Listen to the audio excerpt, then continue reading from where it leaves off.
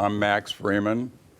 I'm the great-grandson, grandson, and son of many, and then have daughters and grandchildren. As a kid, I've always wondered what my grandparents did, what their times were like, and we have a few pictures, and I wanted to tell you all about them. But first, I have to introduce the producer, okay, Dolores Mondian. Hi. Hi. She's high, and she's been my best friend for over 50 years, and paralegal, and run everything for me in the law office and business that I couldn't do without. And she's the kindest, sweetest person I know. So, show Dolores. Dolores, say hi. Hi. Okay. So Elizabeth, Alicia, my daughters, and I are going to try to tell you a little bit about the ancestors in our times. Elizabeth's on the left, and Alicia is on the right, and my other daughter passed away, Mindy. So I'm going to start with telling you about my great-grandfather on my father's side, okay? So my father was Jack Bunshaw Freeman. His father was Maxwell, okay? And little Max is named after Maxwell. And the triplet, Jack Garev, follows Jacob, Yaakov, and that is the Jewish method of skipping a generation before you name someone after that. And my great-grandfather was also Yaakov. Yaakov was born somewhere probably in the Pale of Russia, to the west of Kiev, to the south of Moscow. Elizabeth's very good with geography.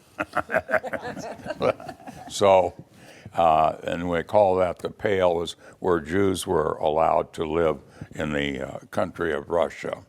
I don't know anything about him other than that he was married, I think, to a Fanny Grossman, and we don't have any information about that, okay?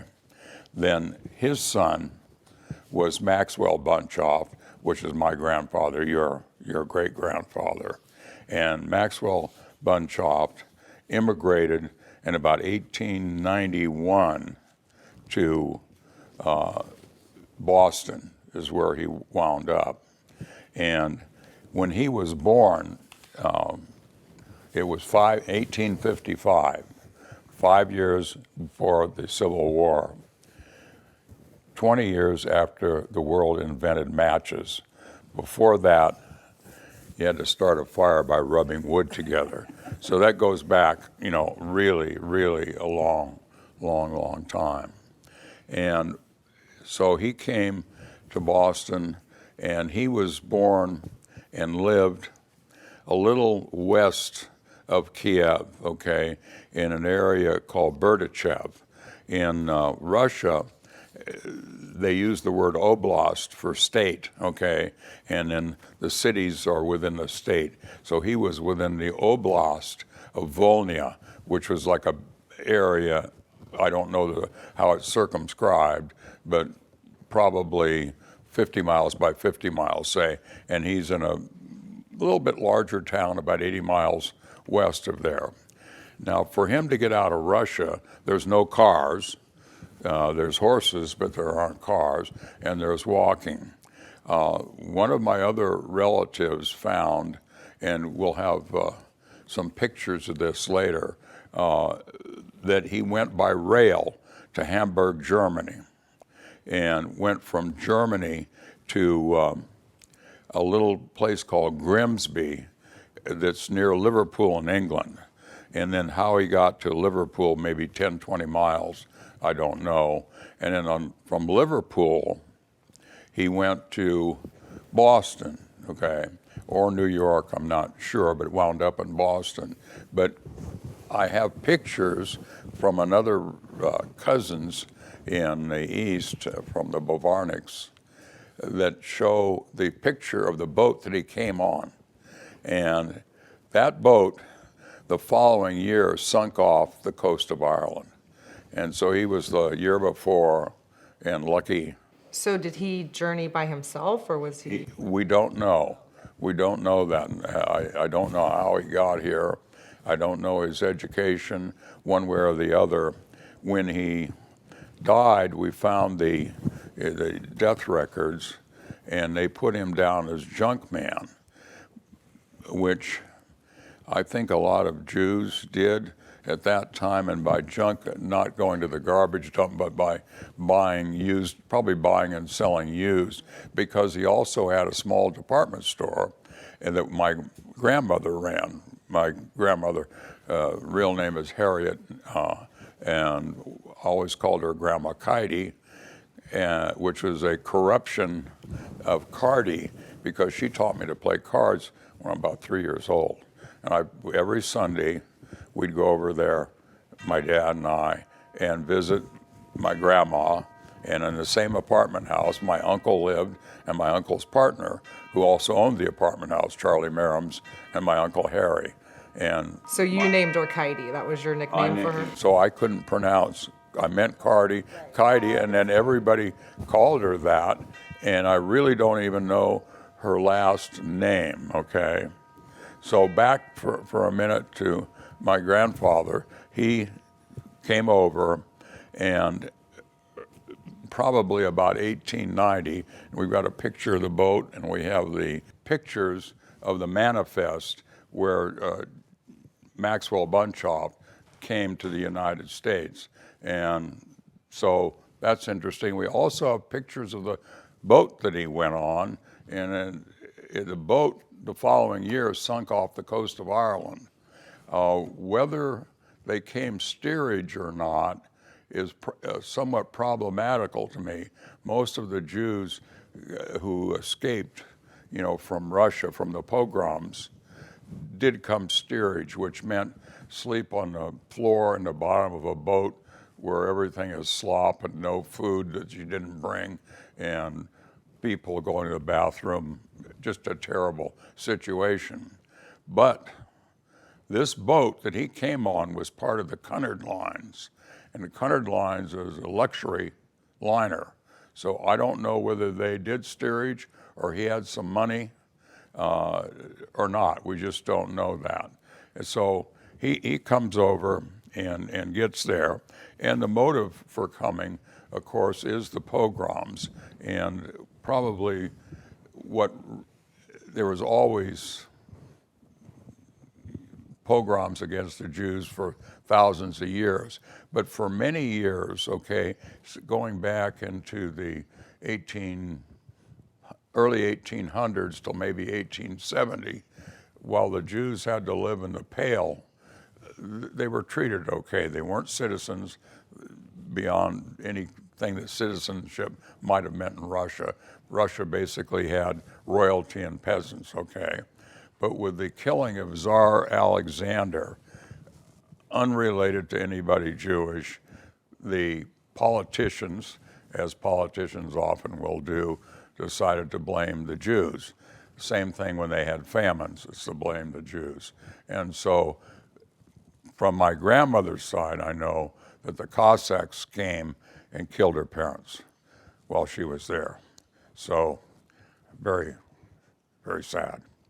So anyway, the smarter Jews decided to immigrate to America because the pogroms continued on and on and on, and many of them were slaughtered, much like the Nazi concentration camps, only they just would come through, kill them, and rob them. So the motivation, I'm sure, was to escape that. So he goes 900 miles, probably by railway. I did look up, there was rail transportation from Kiev to Hamburg, Germany.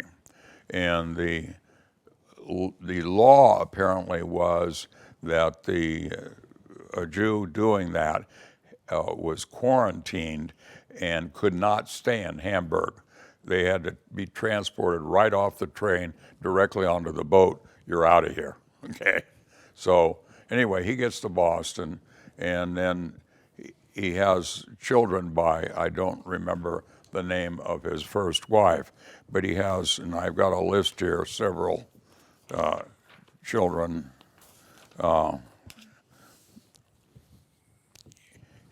Without doing their names, but when my grandma Katie marries Max, she's young, she's pretty, she's blonde, blue-eyed from Russia, and Max had children by the first wife, some of whom cousins I met, and they were aged 16, 11, and 9, and I think my grandma was like 20.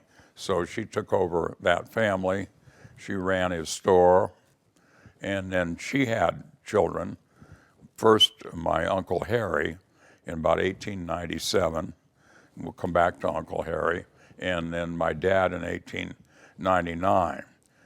Prior to that, in Russia, when she was 13 or 14, she had my Uncle Ben.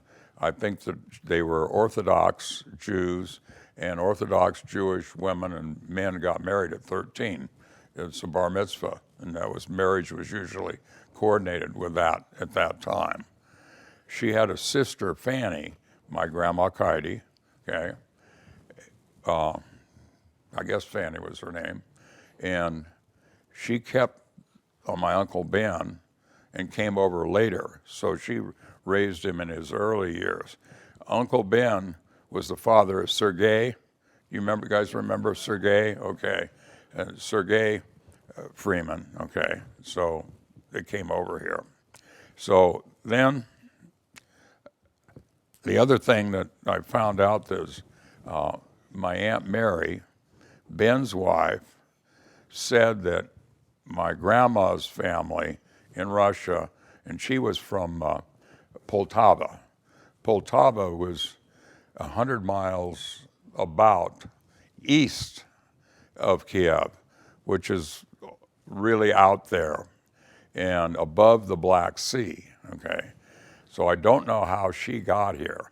She either walked, I always heard she walked out, which is 300 miles to the Black Sea where you can, I forget the name of the big port in the Black Sea, in which case she'd had to sail out through the Dardanelles via Turkey and then over to England, Liverpool, and then to the United States. I really don't know whether she walked there or there was a train, I looked it up, or whether she was able to get on a train.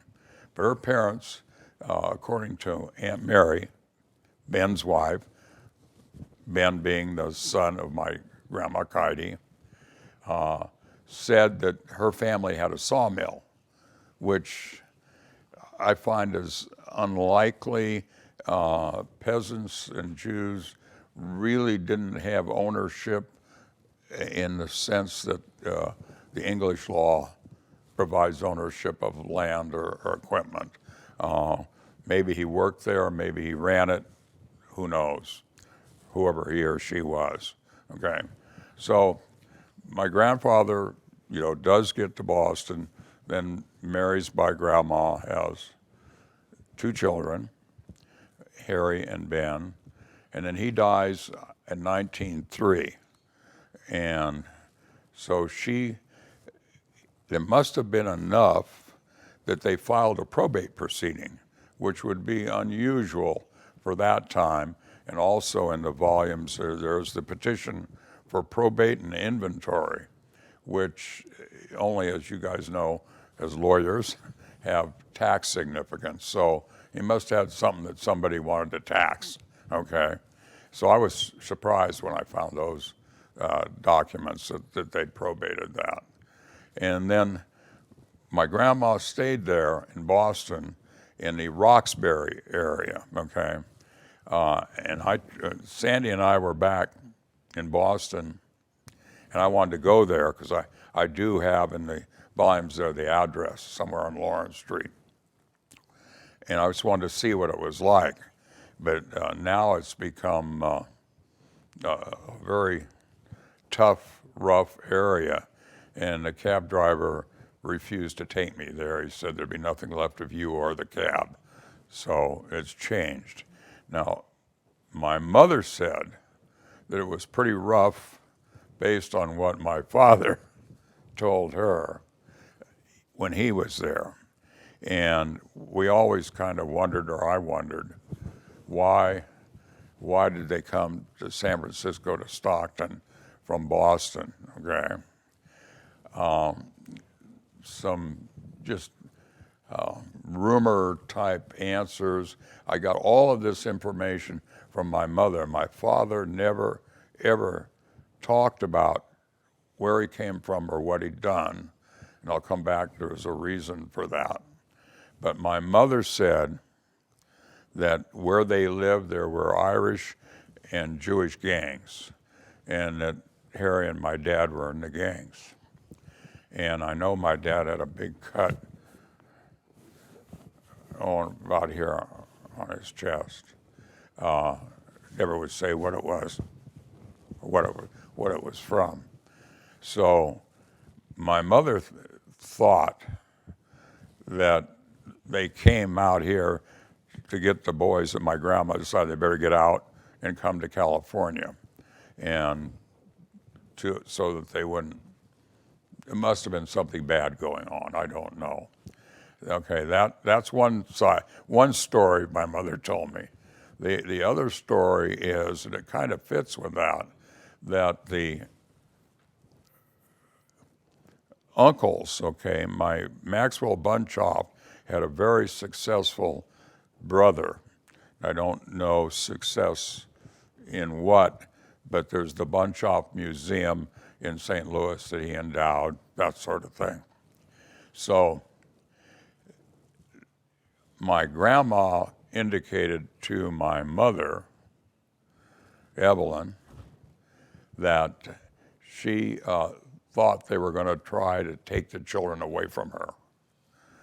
Now, she's running a store, a little department store, to make a living, and must have gotten the used goods from somebody else after my grandpa died. And so she thought that, whether it's true or not. So she decided to go to California. And why Stockton? I have no idea, but she did have a friend, old lady Gersh, and met her a couple of times over at my grandma's apartment. But whether she knew her from Boston, Russia, we just. So at what age was this? At How 19 old was your dad? 1913. My dad was 14, and I'm not even sure of the 1913. That's just what's been handed down. And my uncle was 15 or 16. Ben, that was born in Russia, was born in 1888. So, and he came over and soon wound up at Indianapolis. He was a car guy. This is the origin of cars, okay? When my dad is born, 1899, there's only 8,000 cars in the world, okay? Carl Benz started the first real automobile in about 1890, 1888, 1890, but they were a toy, a very expensive toy. There was only 50 miles of pavement in the United States when my dad was born. The rest was all dirt roads. That's how long ago that is. So my Uncle Ben, automobiles were like the great new thing, like the Tesla or what the other thing that he's doing. Elon Musk wants to give space rides. Well, anyway, the automobile was it. So my Uncle Ben winds up in Indianapolis, which is where the racing was, and reportedly raced or helped Barney Oldfield, who was the great racer of that time. Historically, Barney Oldfield is like the Babe Ruth of racing. So he didn't live with them for some reason, okay? And there were two, you can get confused. My grandfather's, by his first marriage, also had another Ben, a son named Ben. So she had her Ben and a stepson named Ben. And the other one was Abraham, and I forget the third one of my Grandpa Max's kids. So they come to Stockton, okay, and somewhere in the files there was a picture of, he went to Stockton High School, okay, and went through high school. And then at some point, I think they moved back to San Francisco. And one time I drove by the house, not too bad, actually, in the, be just north of Van Ness, you know, in that area, you know, not as, maybe in the tens, okay, out there. So my dad enrolls himself in what's now the University of California, Bolt Hall. Bolt Hall wasn't built till 1933. So my dad enrolls himself in Hastings, okay? And my dad doesn't speak English until he goes to grammar school, okay? And So where did he go to college? Because Hastings Law School. Hastings, yeah, I don't think he went to college. I don't know. My dad was very non-committal, okay, on that. And the reason my mother said, all this I get from my mom, that he was non-committal is that his mother swore the boys not to discuss where they were from or say anything. Grandma Kitey, probably delusionally, felt that the Bunchoffs, which is our real name, Bunchoff, okay, Maxwell Bunchoff, were going to somehow find her and take the boys away from her. And so she changed their name to Freeman. And our name Freeman means nothing. I am clueless whether she just stuck a dart in a telephone book to pick out that name. I asked my mother, was there a Freeman? And my mother said, oh, maybe she dated a Freeman, you know, and that was her answer, but she didn't really know, okay? So our real name is Bunchoff. And there's several spellings because when people came into the United States in the fortunate era where you were able to immigrate, the English-speaking people at Ellis Island or the intake people, you'd say it and they'd spell it, okay? My grandmother, on the petition for probate, signed with an X, but I don't know why she did that, but she might have done it for another less than realistic reason, because as a kid I remember she could read and write English, and she could read the Hebrew newspaper in Hebrew.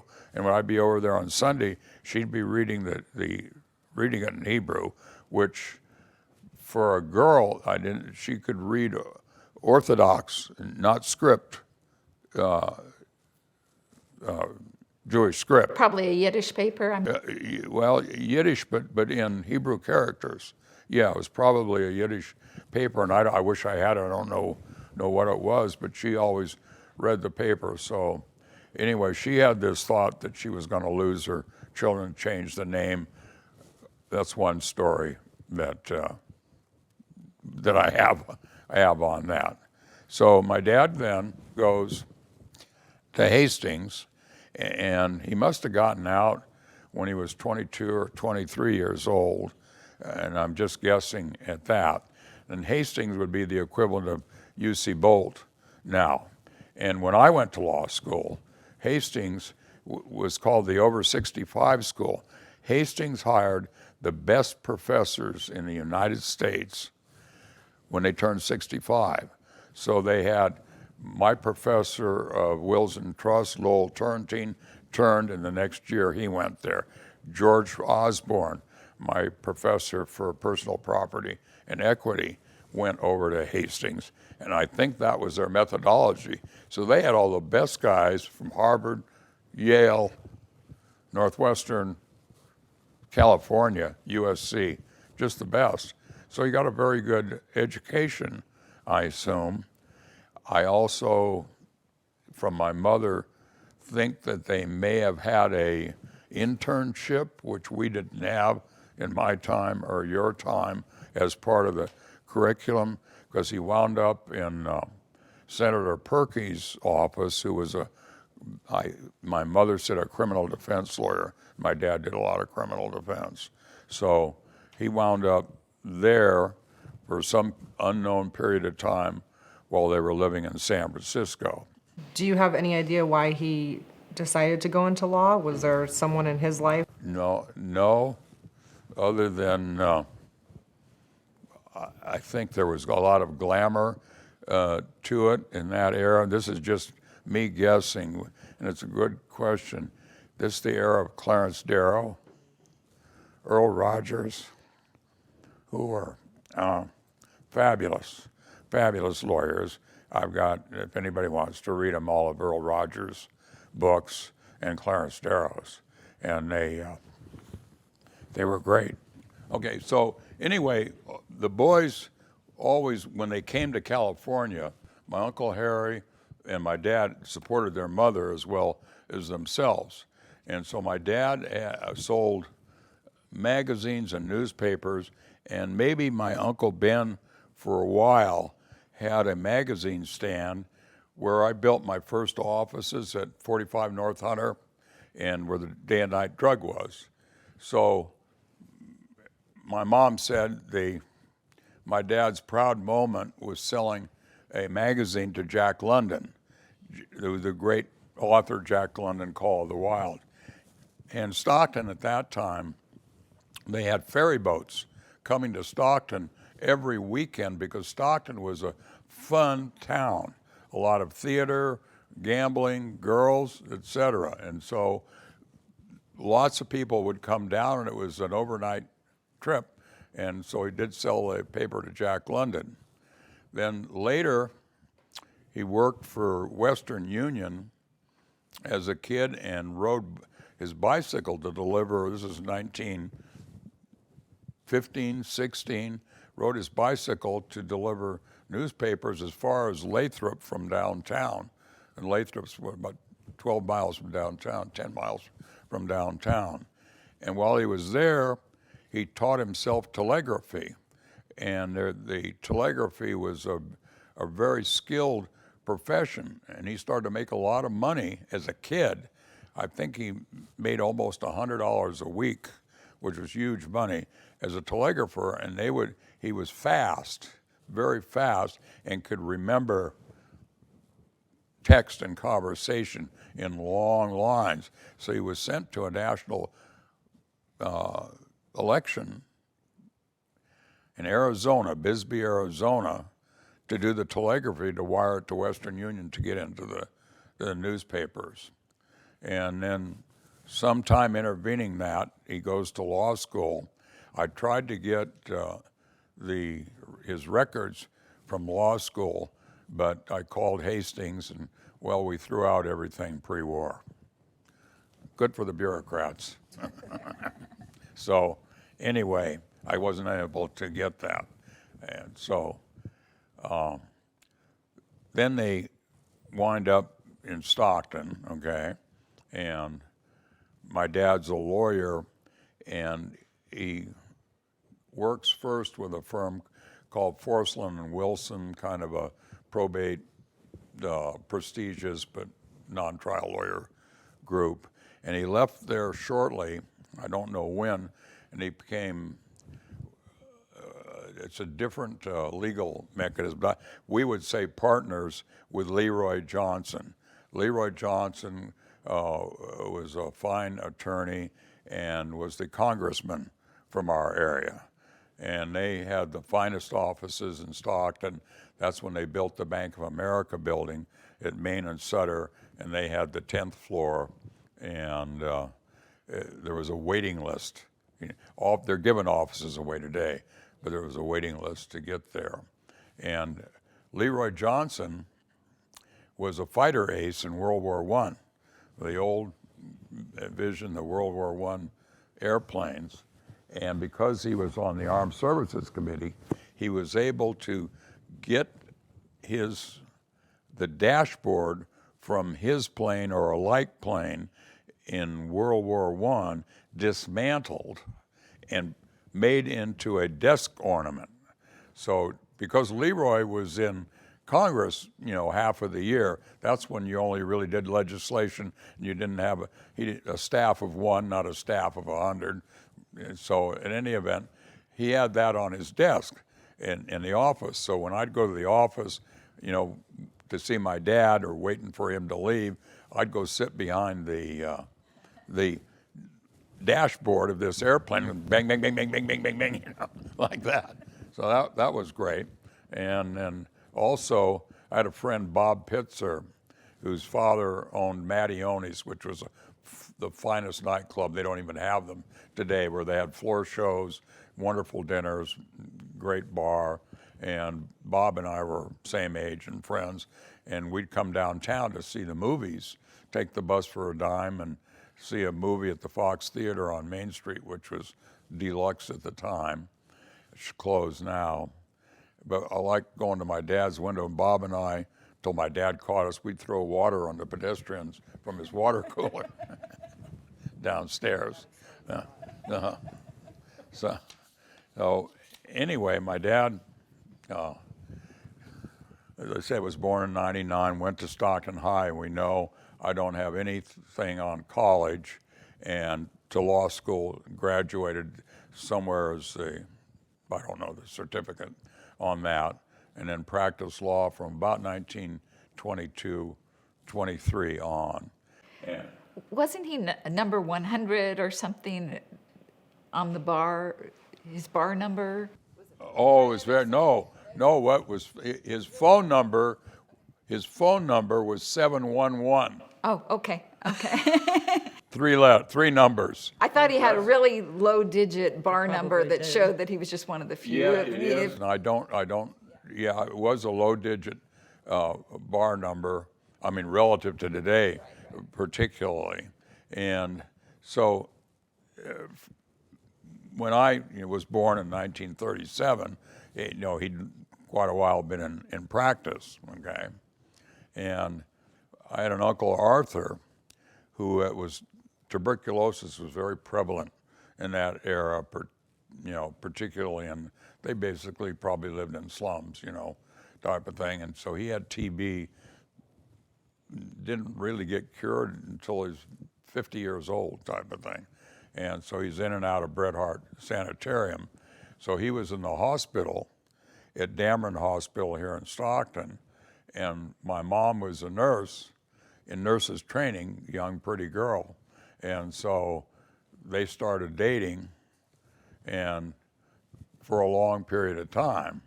And in one of the pictures there, I said, what was my dad driving? Because my dad liked cars. My Uncle Ben my Uncle Ben by that time had the Packard dealership in Pasadena. So he was doing well through the automobile business, Sergei's father and Jeanette's father. And so I said, what was my dad driving?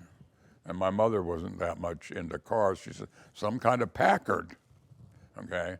And I finally found a picture of it, but it's front on and I can't tell. My mother said it had wooden spoke wheels, but that car was, the Packards in that era, okay, not later on, were a little more expensive than the Cadillac. So he must have been doing okay. And along the way, and I don't know what year, but because my dad being in with Leroy Johnson, they were involved with local politics. And in California, forever, until 1947, gambling was prohibited by the state code, okay? But it was left for each county to decide whether they want, or city, whether they wanted to enforce that or not. So I can't think of any county that chose to enforce that, okay? So my dad, probably, me guessing again, had the political clout. You still had to get approval from the city council where you were operating, and you had to make a very interesting deal to do this. Got casinos, 2 casinos for my uncle. Okay, one now you're, Elizabeth, you might remember Unlock Sam's? Okay. Yeah, it was phenomenal. Did you ever go there? The up Washington. Okay, there's this wonder Chinatown in Stockton was just fabulous. It was Washington Street, and it was between El Dorado and California, about 5 blocks, and it was Washington Street's 2 blocks to the south of Main Street, and it was very almost like the movie Chinatown type of thing. So when the political mechanism that was working at the time, they split up the gambling to who could run a gambling place and who couldn't. And the Irish got 1 casino, the Italians got 1, and the Jew Chinese got 2. Cut that in thirds, okay? So the first casino was at 150-foot frontage on Washington Street, running all the way from Unlocks to El Dorado Street, okay?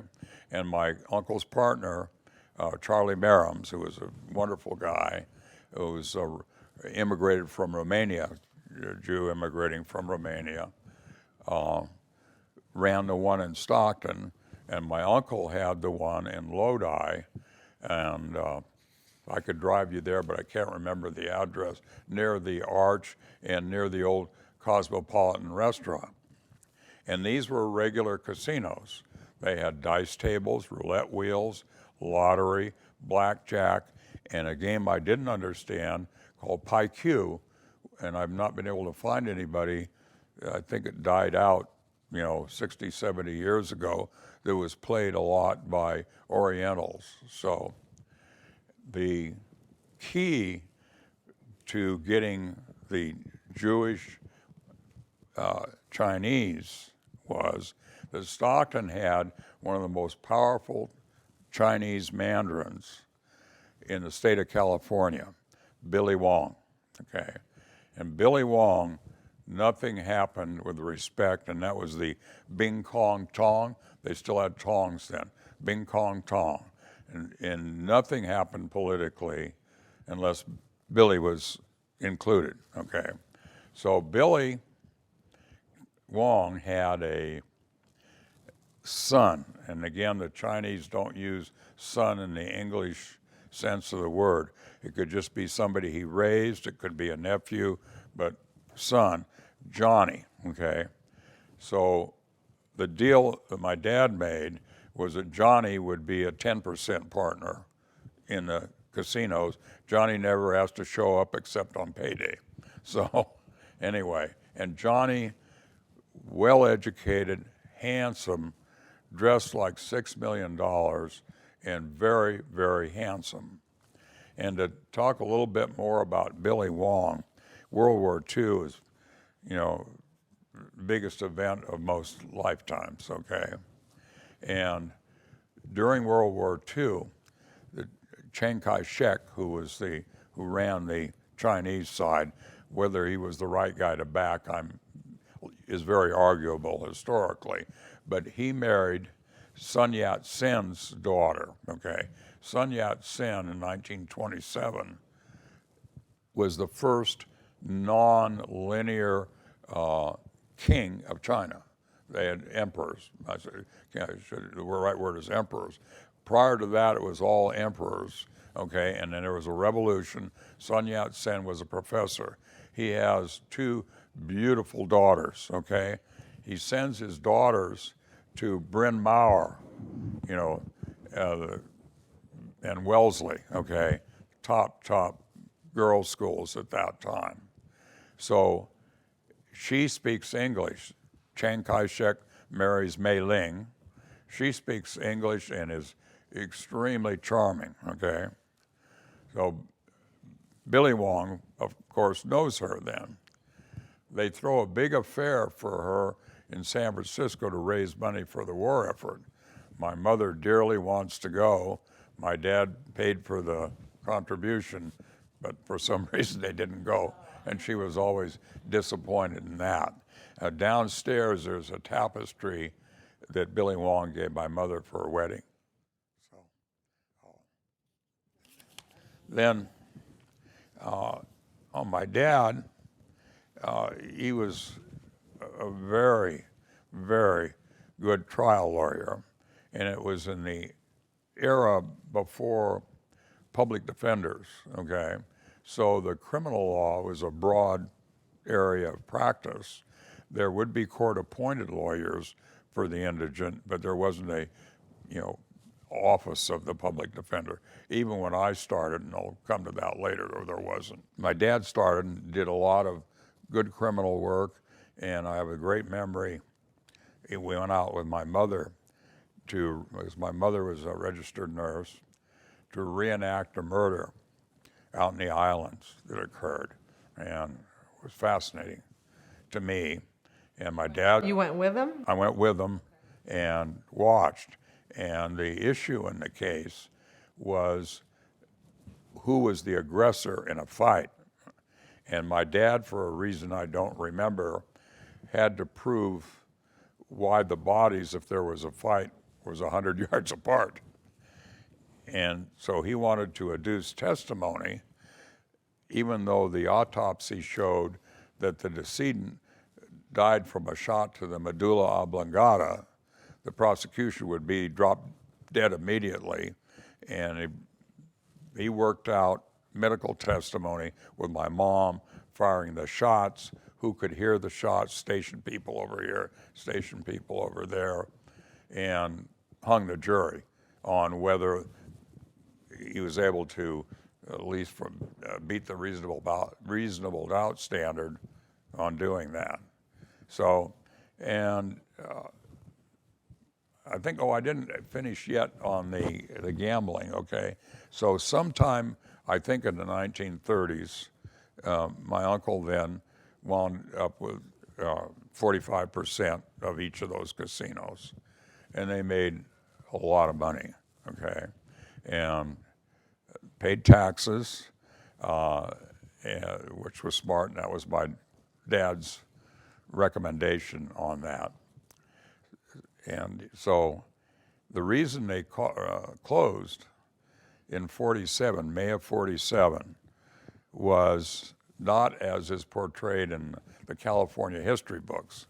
At that time, Earl Warren, who became famous as Chief Justice of the Supreme Court, was the governor of California, okay? And he ran on the ticket in 48, I cleaned up gambling in California, okay? Because everybody got shut down in May of 47, okay? Now the reality is Warren had nothing to do with shutting them down. And probably the kids won't remember this name, but I know you've seen the movie Bugsy Siegel, okay? Bugsy Siegel was a New York gangster who came out west. He'd been partners with Meyer Lansky, who was kind of the king of gambling, and Lucky Luciano, who by that time was deported to Italy. And so Bugsy Siegel comes to Hollywood, and he gets in with a Hollywood crowd, good looking, wants to be a movie star, and never quite gets there, but he does get to go to all the parties. In New York, okay, if you had gambling, which again was illegal statewide, but permitted, tolerated everywhere, you had to pay off to the politicians, okay? So Bugsy Siegel had the really bright idea that he would elect the next attorney general, which he did, which is Fred Hauser, who was a crooked district attorney, assistant DA in Los Angeles. And so Bugsy Siegel and Artie Cohen, I think, got him elected. And then they sent emissaries down. Bugsy Siegel sent his hoods down to tell my uncle, we're your new 10% partner, and all over the state, okay? And my dad advised, you can't be partners with Bugsy Siegel because his version of 10% and your 10% might be different and he'll kill you. So Bugsy Siegel shut down gambling. And the only aside to that is this is May of 47. So the question is whether Siegel is bluffing, because his bluff was, I won't tear up your place like they did in the East. I will have the Attorney General indict you because there's co-jurisdiction. Historically, the Attorney General never prosecuted anything other than a statewide crime.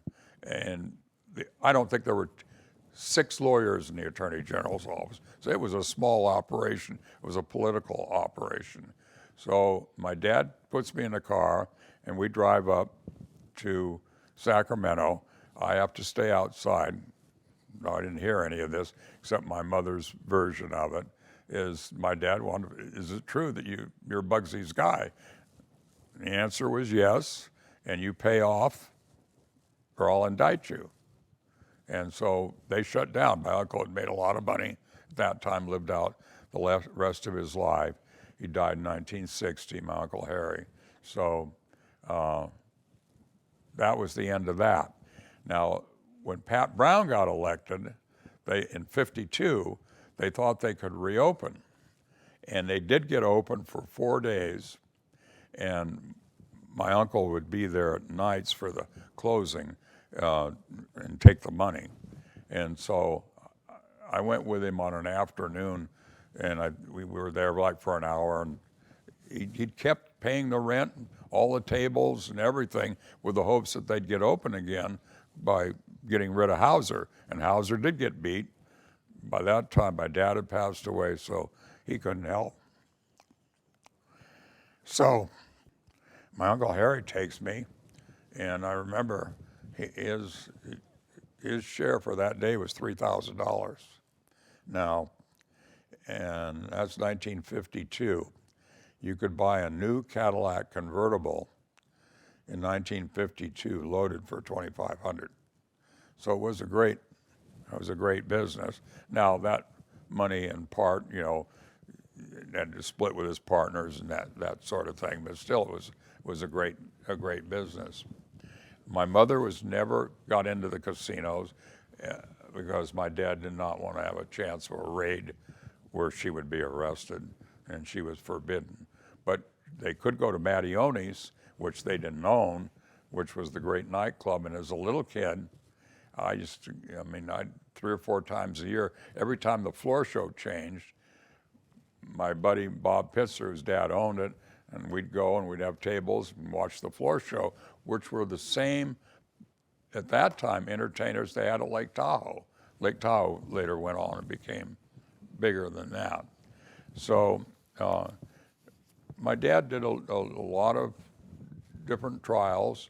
When I went in with Don Bosco, he said nobody ever beat him unless they went to the last stage. If you win, I appeal. And I keep appealing. So he would fight. He wrote appellate briefs. He argued in the Court of Appeals and that sort of thing. Did you ever see your dad at trial or see him? No, I wish I had. One time, my dad is trying a divorce case, and the divorce laws were different then, but this did involve child custody, which was pretty much the same law as it is today. So the child that the man was trying to take away from the woman, the wife was client of my dad, was underweight and small. So same age as I am. I was always very thin and lightweight as a kid. So I'm the closing witness. My dad calls me, takes me down, puts me on the stand, says, "What's your name? Where do you live? What do you weigh?" And I weighed the same as the kid who was supposedly malnourished. My dad won the case. But he was always very creative and visual, which is so important in trying a case. Everything it's verbal, but an awful lot visuals and an awful lot feel. So he was, I wished, I could have seen him, try cases. Were you able to go to the casinos? I went to, yeah, I was able to go to the one in Lodi. My uncle ran the Lodi one, and Charlie Merriams ran the Stockton one. And I got to go with my uncle a couple of times to the Lodi casino. And after that, he was retired, and I played an awful lot of gin rummy with him. And when my mother went to college to get her PhD degree, and when I'm my junior year of college, junior year of high school, I stayed some of that time with my uncle in Palo Alto at that time. He was living because his wife was from Palo Alto, and nothing for me to do. We just sit and play gin all day, which was good. So that's on my dad's side. Any questions? I was just thinking, so do you think when they took you out to reenact that crime scene, is that what kind of sparked your interest in practicing law, or is it because you admired your dad so much, or? In part, but I just always revered my dad. So, I got to tell you, my dad, it must have been so bad in Boston and so poor. And then by the time I knew him, he made money, okay? I never, ever saw him not dressed to the nines, okay? We have pictures. I never saw, he did not own a pair of khakis, a pair of shorts, Levi's, slacks, silk shirts, suits.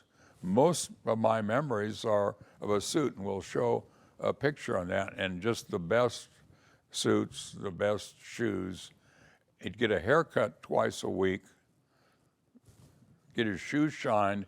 That era, there were shoe shine parlors, which are also very social. There was one on Sutter Street. You talk to all the business guys that go down there. Shoe shine every day, immaculate, not like me. Did he have his own personal tailor and? Yes, yeah, and he custom-made suits. And Nick Pomponio, it was the only custom suit maker here, and that was kind of a goal, a poor goal. I always wanted to have one of those suits. So after I started practicing in my own practice, and I could afford one, I got one custom-made suit there, and then they retired shortly after that. And to give an idea of comparison of costs, the suit was $100 per custom. Today, it'd be about $5,000, okay? To put things in context, again, in the volumes there, my dad bought a 41 Pontiac, new, right before the war started, 8-cylinder loaded, $700, okay? After the war, and they bought a 46 Pontiac loaded, and it was $1,250. He bought the house, which is from this house, so just about a mile and a half over here on Oxford Street, off a country club. He and my mom's first house before the war, I've got a picture of it in there, $2,900. He bought a beautiful home, colonial, taking up the frontage of the whole block on Bonnie Lane in 1945 or 6 for $11,000. So the prices of things, What's the first house that you remembered? I remember the both. I didn't want to leave this one. I remember because the one that was over here, but we left when I was about 7 because my mother felt I should have playmates, and this was the country then. So we were out in the country, and I didn't have playmates. And she said we should move into town where I'd have playmates on that. Then as to what we did in those years, okay, before my dad died in August of 48, and the routine pretty much was every Sunday I would go to visit my grandma and my uncle's partner, Charlie. And I'd spend time with my grandma and we'd play casino. And she spoke, I could understand everything she said, and I don't recall any accent. My mother said she had a very difficult time talking to her. But the funny story on that is when my dad married my mother, who's Gentile or Shixela, okay, my grandmother was outraged because she wanted to pick my dad's wife, okay? And my dad was kind of the favorite. So my dad was afraid to introduce my mother until they married. And then and even though they all lived within blocks, my mother never met my grandmother until 2 or 3 days after they got married. So if they got married, I'm never quite sure of that. I've never seen a marriage certificate. When I'd ask my mother about it, oh, we were going to Los Angeles to meet Uncle Ben, and we stopped in Modesto, and a friend of your dad married us. The judge he knew. That's the story. But anyway, it worked fine. And she had an anniversary date in March that they'd celebrate. So anyway, on Sundays I'd do that. And then my dad and my uncle and his partner Harry would talk about the politics, local politics that would affect the gambling, all in Yiddish, okay? So when I'd be down there, I couldn't understand a word that they said, but that was for all of them, that was their first language on it all. My dad spoke beautiful, my uncle never lost an accent. My dad spoke beautiful English and very educated. And because he didn't get married till he was 37, he read and read and read a lot. He lived at the Stockton Hotel, which was then elegant. It was the white table. Even as a kid, it was a white tablecloth dinner house that we used to go to. And all his laundry was done for him. Ladies changed the beds and all that sort of thing. And it was the center of town. And he'd meet people down there. And my dad loved to gamble. And as a little kid, he gambled large amounts of money when we were at Tahoe. 1941, he bought, which you've all seen, the cabin up there, cabin at Lake Tahoe, furnished, 2 stories, $1,700. You're looking at a picture of my wonderful father. I was just so fortunate to have my father and my mother, both wonderful, both treated me great, and I had the privilege of being the only child. In any event, a couple of things about my dad. This picture's 1937, taken by the Bar Association. And at that time, at Lake Tahoe, and even when I was up there, that I can remember, about 4 years old, my dad bought the cabin at Tahoe. The roads were dirt roads where we lived. You could ride horses on the roads. There was nothing on Highway 50, which now runs from the Y, 6 miles west of State Line, all the way to State Line, with just a 2-lane road, ordinary speed limits. There was a small hotel halfway there, Globin's, and our cabin was maybe halfway to State Line, 3 miles from State Line, and in a little dirt subdivision that was just wonderful. Could walk around, see the wildflowers with my grandma. Anyway, one memory, my dad was practicing law and had to run the office, not only for himself, but for his partner, Leroy Johnson. And there were no telephones at Tahoe, no telephones at all, much less cell phones. And the only phones were commercial. One was way down at the Y, and one was at Globin's, a few blocks away. My dad would bring a flour sack full of change, and every morning go and talk to his office, talk to clients. And it just kind of an old time when you didn't have telephones. Of course, we had no TV, no radio. We had an old wind-up phonograph probably made by Thomas Edison, that was broken. That's just a little additional material. At that time, Lake Tahoe, the casinos closed on Labor Day, okay, and they didn't open until Memorial Day. It was just a summer resort where they'd have 3 months of gambling until Eddie Sahadi came up there in, I think, 44, 45. There were no floor shows. There were just gambling joints. And when Eddie came up, and I'll tell more about Eddie later, then he made it first class. And that was what's now Harris Club, is where there was a Nevada Club and the State Line Country Club, and they're the only two casinos at the line. And the limit at the Nevada Club was $50, and the limit at the State Line Club was $100. Now, you can see that because none of them wanted to get hurt bad, not that they could.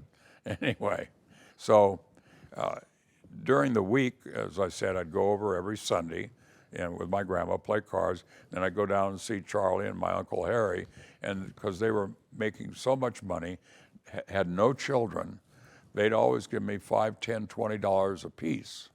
So in 48, when my dad passed away, I had over $3,000 in 10s and 20s stuck in my drawer.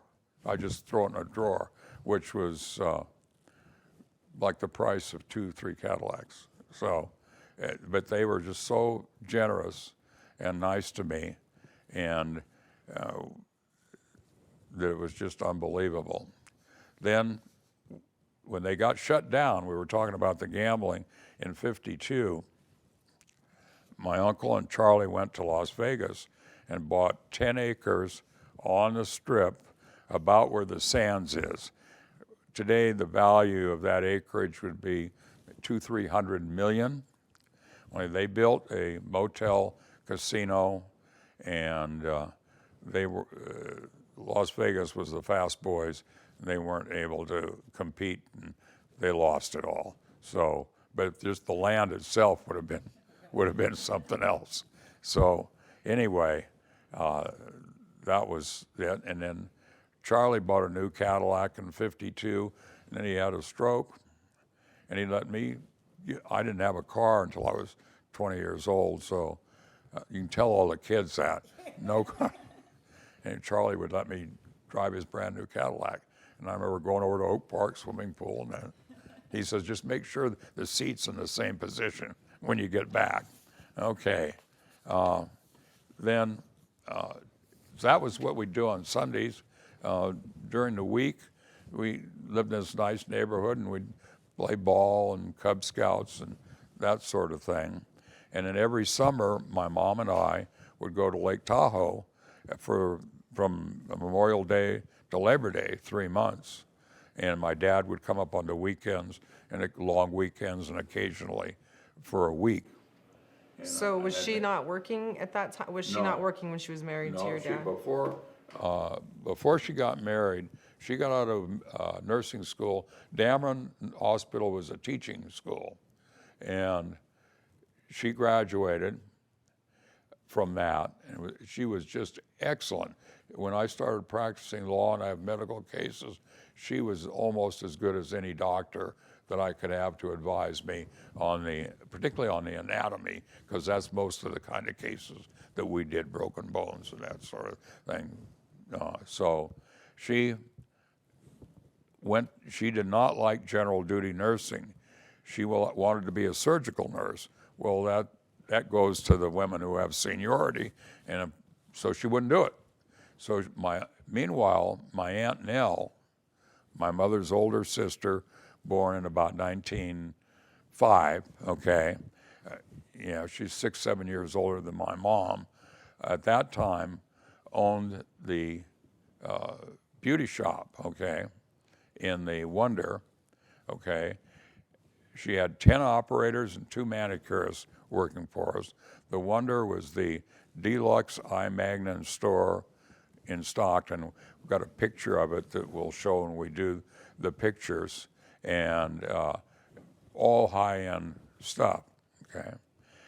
And she did very well because the women all got their hair done during the Great Depression when they couldn't put food on the table, but they did not miss a hair appointment.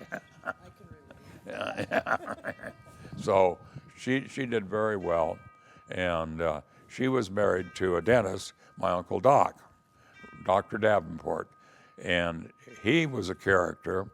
He was a really sharp guy, really a nice guy. His father was a dentist. These are the era when dentists were self-taught.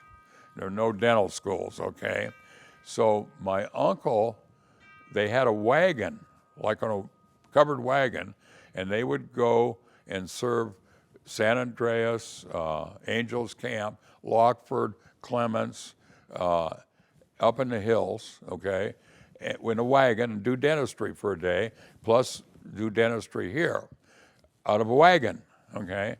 By the time I knew Uncle Doc, he was in the medical dental building, and during the Depression, he was 5 years delinquent on his rent, and the owner let him stay because who else would go there? And he paid it all when the war came along. So Uncle Doc and his father, when the great earthquake occurred in San Francisco, 1906 or 7, they took the wagon to Golden Gate Park, spent 2 weeks doing dentistry in the wagon in Golden Gate Park. So, how long ago? So my Aunt Nell was the marrying kind. She had 5 husbands. So I didn't know but 2 of them. But I didn't know any of them. I don't even know their names. But my Aunt Nell was very vivacious and attractive. And there's a lot of pictures that will integrate into this where I guess it was very popular when you took a picture of your girlfriend, it was on a car or in a car or with your and riding boots on a car. So lots of great cars. I've got pictures. One guy had a Marmon, one a Chrysler Imperial convertible. And, you know, those were the great cars. I like cars. So anyway,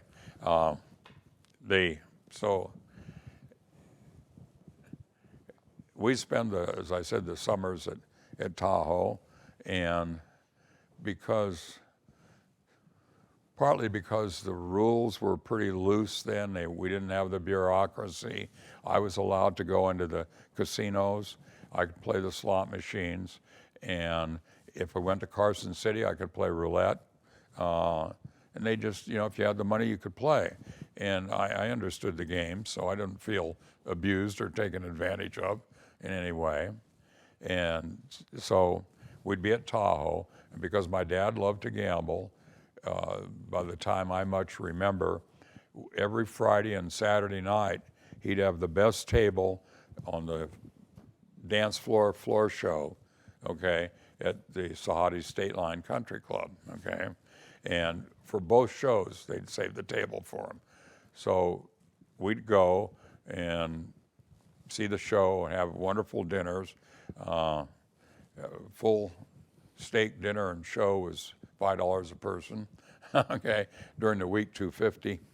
So anyway, we'd do that, and then I'd gamble, and I'd go through coins and collect coins. My dad had a friend who was a great collector, Rex Shell, whose wife, Miriam Shell, was my first grade teacher. Anyway, so I'd go through coins, and I've got a lot of them that you guys can have, from the Morgan silver dollars and the old coins back to 1878, and just keep them. And my mother says, yeah, they'll be valuable someday. So, not that they are, but they're kind of neat because of their era. So, in the course of all this, Eddie Sahadi was a larger-than-life movie star type. He's Lebanese, very handsome, very beautifully dressed always, very kind, very social, and I got to know him, okay? And so one time I'm playing a dime slot machine, and I'm about 9 years old, and I get a jackpot. And the lady standing next to me said, "That's illegal, you're too young, I'm taking that jackpot." So I started screaming for Eddie at the top of my voice, and she took off. So anyway, we'd do that. And my other memory of Eddie, we're down there on a Sunday afternoon, and my dad, he never played blackjack or roulette, always just shoot dice. And just loved it, hours and hours. I don't know how he did it, but he did it. So my dad's shooting dice. It's a Sunday, not too busy in that time. And he came over to me, he says, "Do you know how to play blackjack?" I said, "Yes, I do." And he says, "Come on over." And he opens up a blackjack table and ropes it off and gives me $100 to play, with a lot of money, okay? A lot of money, okay? So I play, and when I finish, I got over $200, and I know to push it back because it's, you know, and he says, no, you won that. He insisted that I take it, okay? Now, Eddie could make a deck of cards talk, okay? He won what is now Harrah's Club in a poker game. He had an $83,000 marker from the guy that owned the State Line Club, which is where Harrah's is now. And the guy couldn't pay and gave him the State Line Club. That's how he wound up with it. But Eddie was a great, unlike most owners, like my uncle just was against gambling because he's on the other side of and my dad knew better, but that's what my dad liked to do. So the next morning, I got all this money stacked, which would be like today $3,000-4,000, okay? And my mom said, "Where'd you get that?" I said, "Oh, I won it from Eddie playing blackjack." You know, I didn't know that he probably helped me win at that time, but I'm sure. Did she let you keep it? Oh yeah, I just throw it in my drawer when I get home. That's how I wound up with all that cash, and I put it in the bank, which is should have put it in the stock market, but anyway. So we'd do that, and then during the week, my mom would let me have friends up like Bob Pitts or Jack McDonald, Kelly and Kenny Kelson, come up, and so I'd have playmates at Tahoe, because Tahoe, where we were at that first, it was all dirt roads, and there was the stables, okay, over there, near Globin's Beach, okay, maybe 4 or 5 blocks from our house, and my mother was a horsewoman, and one of the pictures you're going to see, you know, she was a show rider. She loved doing horses, and beautiful rider, and her sister too, Nell. And there was a guy named Jim McCleve that used to put on horse shows at the fairgrounds, and she used to take me out there and show her a horse that she knew from those days. And so anyway, she would not let me have a bicycle because it's too dangerous, but I could go, Bob and I, 9 years old, would go rent horses, okay? And you rented a horse. There was nobody leading you around some dumb trail. You rode them wherever you want. So I had a horse named Star, and Bob's horse, or I had Sierra, and Bob had Star. Mine was a roan, and his was a black. And we'd go over 2-3 times a week, $1.50 an hour to rent a horse, and $1 for every second hour. And we'd ride through that subdivision pell-mell. I mean, running, galloping's easy, but we'd run them, which my mother's only concern was, don't hurt the horse, don't run him, you can't run him more than 2 minutes, you know, and then you gotta let him rest, make sure you water him. I mean, all these instructions about the horse, zero concern that we would have fallen off playing cowboys and Indians, you know, full bore. So we'd do that, we'd go to the beach, pictures of my dad in there. My dad on the beach, not a bathing suit, Florsheim shoes, gabardine slacks, and a silk shirt. I don't know. There was one picture my mom may have got him into a bathing suit once. He didn't much care about going to the beach. When he was up there, we'd mostly do other things, but once in a great while, my mom had 6-8 times, if I can remember, of all the time that we were up there. Did you go boating or no? Boating? Like when did you start going to ever? My mother and I would rent a boat during the week. You could rent a little motorboat with a 5 horsepower rowboat type of thing.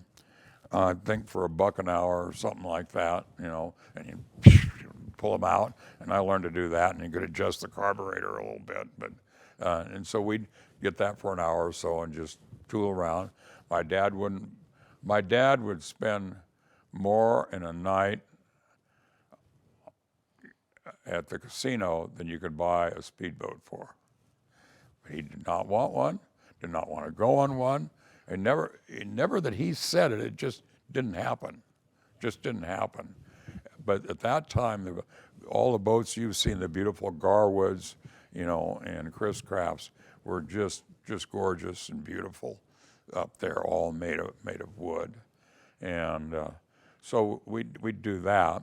Then in Stockton, in the wintertime, like I said, Sundays we'd go to my grandma's, and other days they like to get in a car and just travel. We'd go to Jackson, we'd go to Clements, just up in the hills, up to a river called the Jesus Marie. I don't remember, I know I could probably find it on a Google map, but we'd go up there and often wind up in Jackson because gambling was open at Jackson, at the Louvre and the National, and I'd wind up some of the same dealers who didn't have a job at the lake because they closed would come to Jackson and deal. The dealer that was my close friend, a guy named Joe Peralta, I became friends with him, was a fishing and hunting guide in Yellowstone. And he'd go there, but in the summers, like my dad, again, who never got out of a suit or slacks, thought that his son should learn fishing. Well, as you can imagine, I'm not much on fishing, but his friend is Joe Peralta, and Peralta is this great hunter fisherman, okay?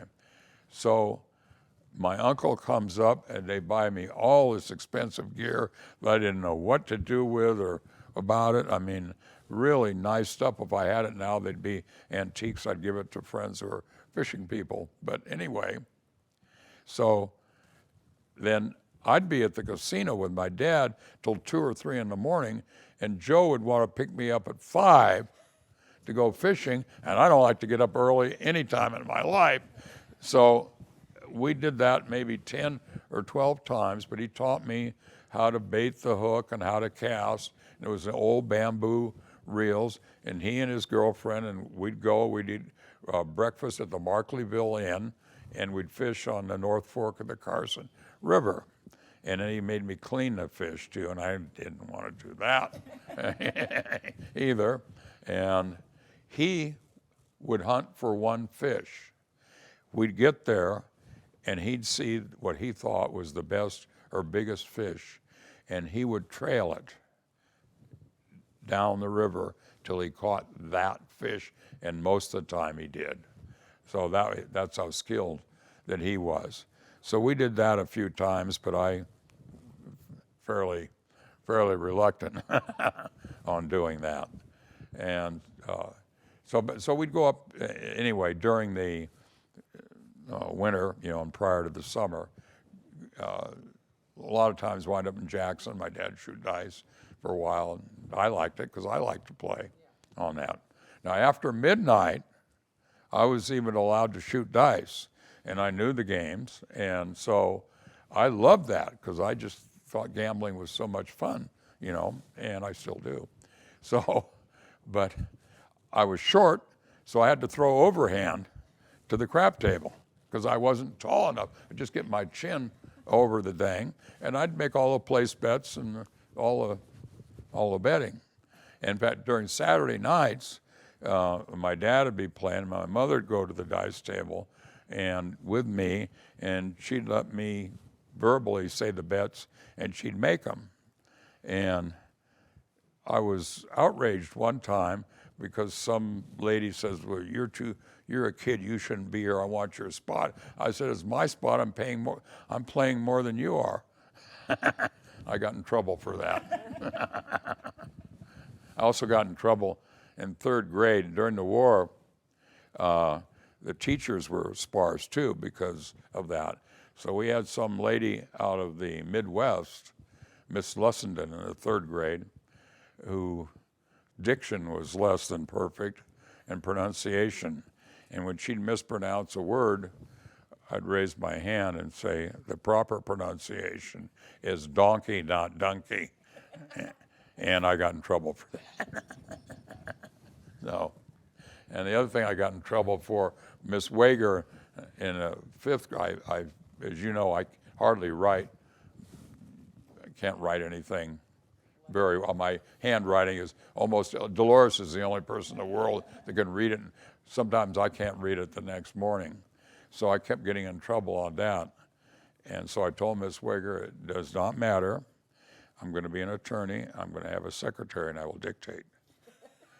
And I got in trouble for telling her that too. And my mother had to come to school, so I now and then get in trouble over there. So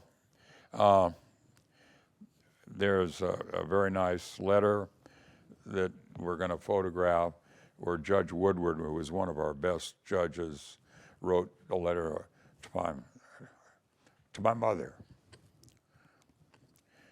stating what a good lawyer and history buff my dad was. Living at 3020 Bonnie Lane, my grandmother, Kutch was her nickname. Her real name was Ella Farley, later to be Ella Krutzinger on Marriage. And I named her Kutch, like Kitey Kitey, because when I was 2 or 3, she'd go Kutchi Kutchi Koo. And so the whole family then started calling her Kutch. And she was a character and herself. And unlike my grandma Kitey, who somehow we talked a lot, my grandma Kutch was very, very bright. She'd gone to normal school, which you became a teacher in the Midwest, and that was 2 years of schooling at the end of grammar school. So she probably started teaching school at 15 or 16 years age. And you know, the books that you have, the great books, I mean, she knew literature, she knew proper writing, everything, but she didn't talk much to me or to anybody that I can remember. So she lived in our downstairs bedroom, and as a little kid, I'm crawling around in closets and stuff, and I see a bottle of brandy. My parents didn't drink, okay? My dad didn't drink at all, ever.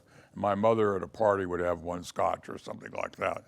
And so I bring it out, and my mom, what's this? She said, Grandma's medicine, put it back. And the other thing is, because she was a hillbilly, born in her family name, Bradleyville, and she's a Bradley, little tiny town of 500 or 600 people near the Arkansas border. So they're very southern and very Midwestern, and she chewed tobacco. And so I'd find these terrible things in the sink, and I'd ask my mother, what's that? And my mother would say, Grandma's a little sick. So I didn't figure out till I was an adult, you know, what that might have meant. So anyway, but I did enjoy being with her, and she was a fabulous cook. And so when she lived with us, she did most of the cooking, and very proudly telling my mother that my mother wasn't a very good cook, which my mother was a good cook, but I'm a better cook, so I'll do the cooking.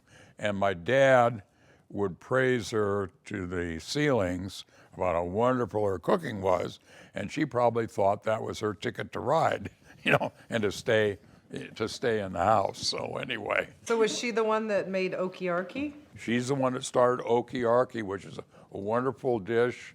I should have gotten the recipe where my mother would get my grandma, Kentucky Wonder beans, and cook them for 20 hours, a slow heat in water with bacon and onion, and then chopped fresh cucumbers, chopped fresh tomatoes, and chopped like new potatoes, okay, that were cooked but chopped, and then it would all be mixed together with this great onion and bacon flavor over it. That's called okiarki. So she's the one that did that. Let's see, what else we do when I was a kid? In 1946, I'll go back to my Aunt Nell, the muchly married Aunt Nell. So she's married to Uncle Doc, who was quite a bit older than she was, and he was always great to me, and he was a great fisherman. So during the Depression, he was renowned in the whole area, and fishermen who were trout fishermen would come from San Francisco to tie flies with him.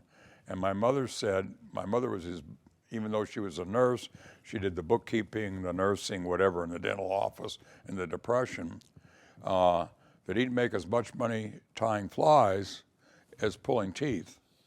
And also, but he drove a Packard, which was neat. Anyway, Charlie Folger's Coffee, used to come down. They were fishing buddies, and he'd shut the office, spend a whole day tying flies, which I guess there's an art to that lost on me, but there is an art form to that. Anyway, so Doc, by a prior marriage, had a son, DeWitt Leslie Glover, okay, and Doc was quite a bit older than my Aunt Nell. I think he's probably born somewhere in the 1980s. So he was doing dentistry at the park in San Francisco during the earthquake, so he's probably born in the late 80s, okay? So meanwhile, she falls in love with his son, DeWitt, and they get married. So that's my second. And DeWitt was a fabulous war hero, okay? In World War II, right after Pearl Harbor, the second day after Pearl Harbor, December 7th, 1947, I remember hearing it on the radio, and my parents, big deal, obviously. There was no TV. So the next day, Japanese take the Philippines, okay? They bomb them 24 hours later. Douglas MacArthur's failure to get his airplanes off the field, it's another long story. And then they fight through the Battle of Corregidor.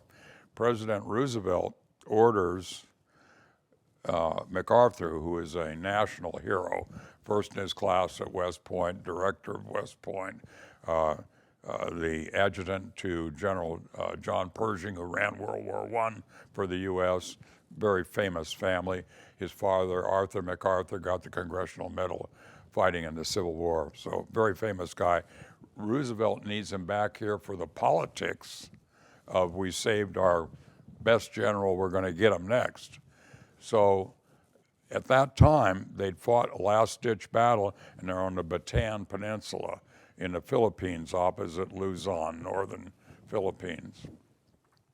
And there's 3 PT boats left. The PT boats were basically plywood speedboats with twin, some of them had twin Cummins, some of them had twin Packards, and I don't know what he had. Each one is 1,500 horsepower. So they had 3,000 horsepower. They had 2 torpedo tubes in front, okay? And they had a couple of 50 caliber machine guns, and that was it.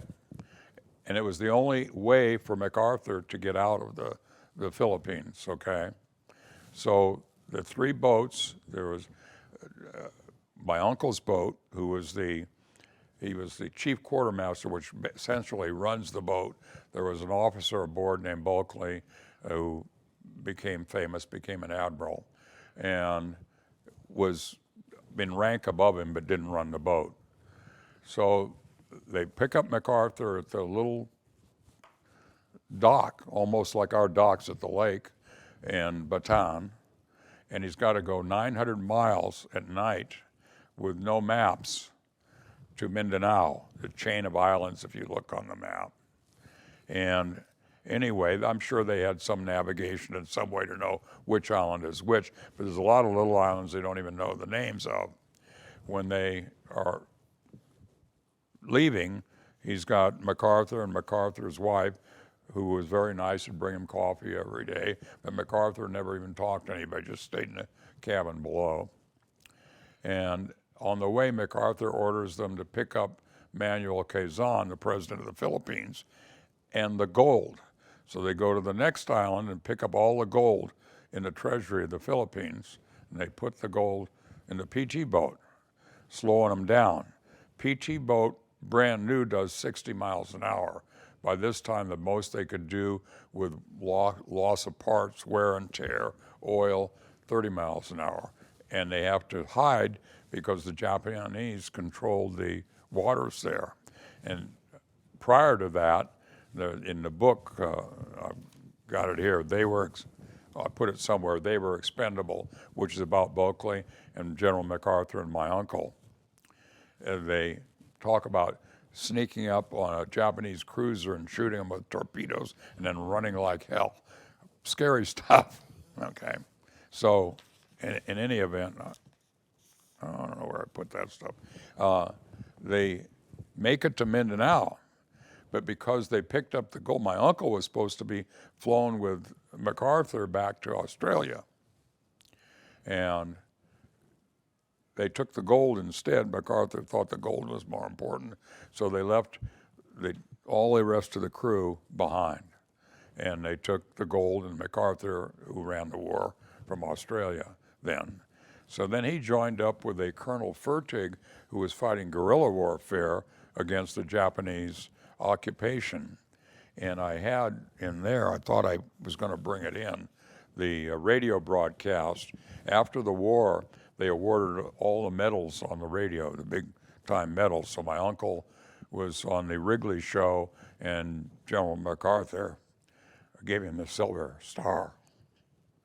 So downstairs we have the flag that he captured, of the Japanese flag that he captured, and all the medals that he received for bravery.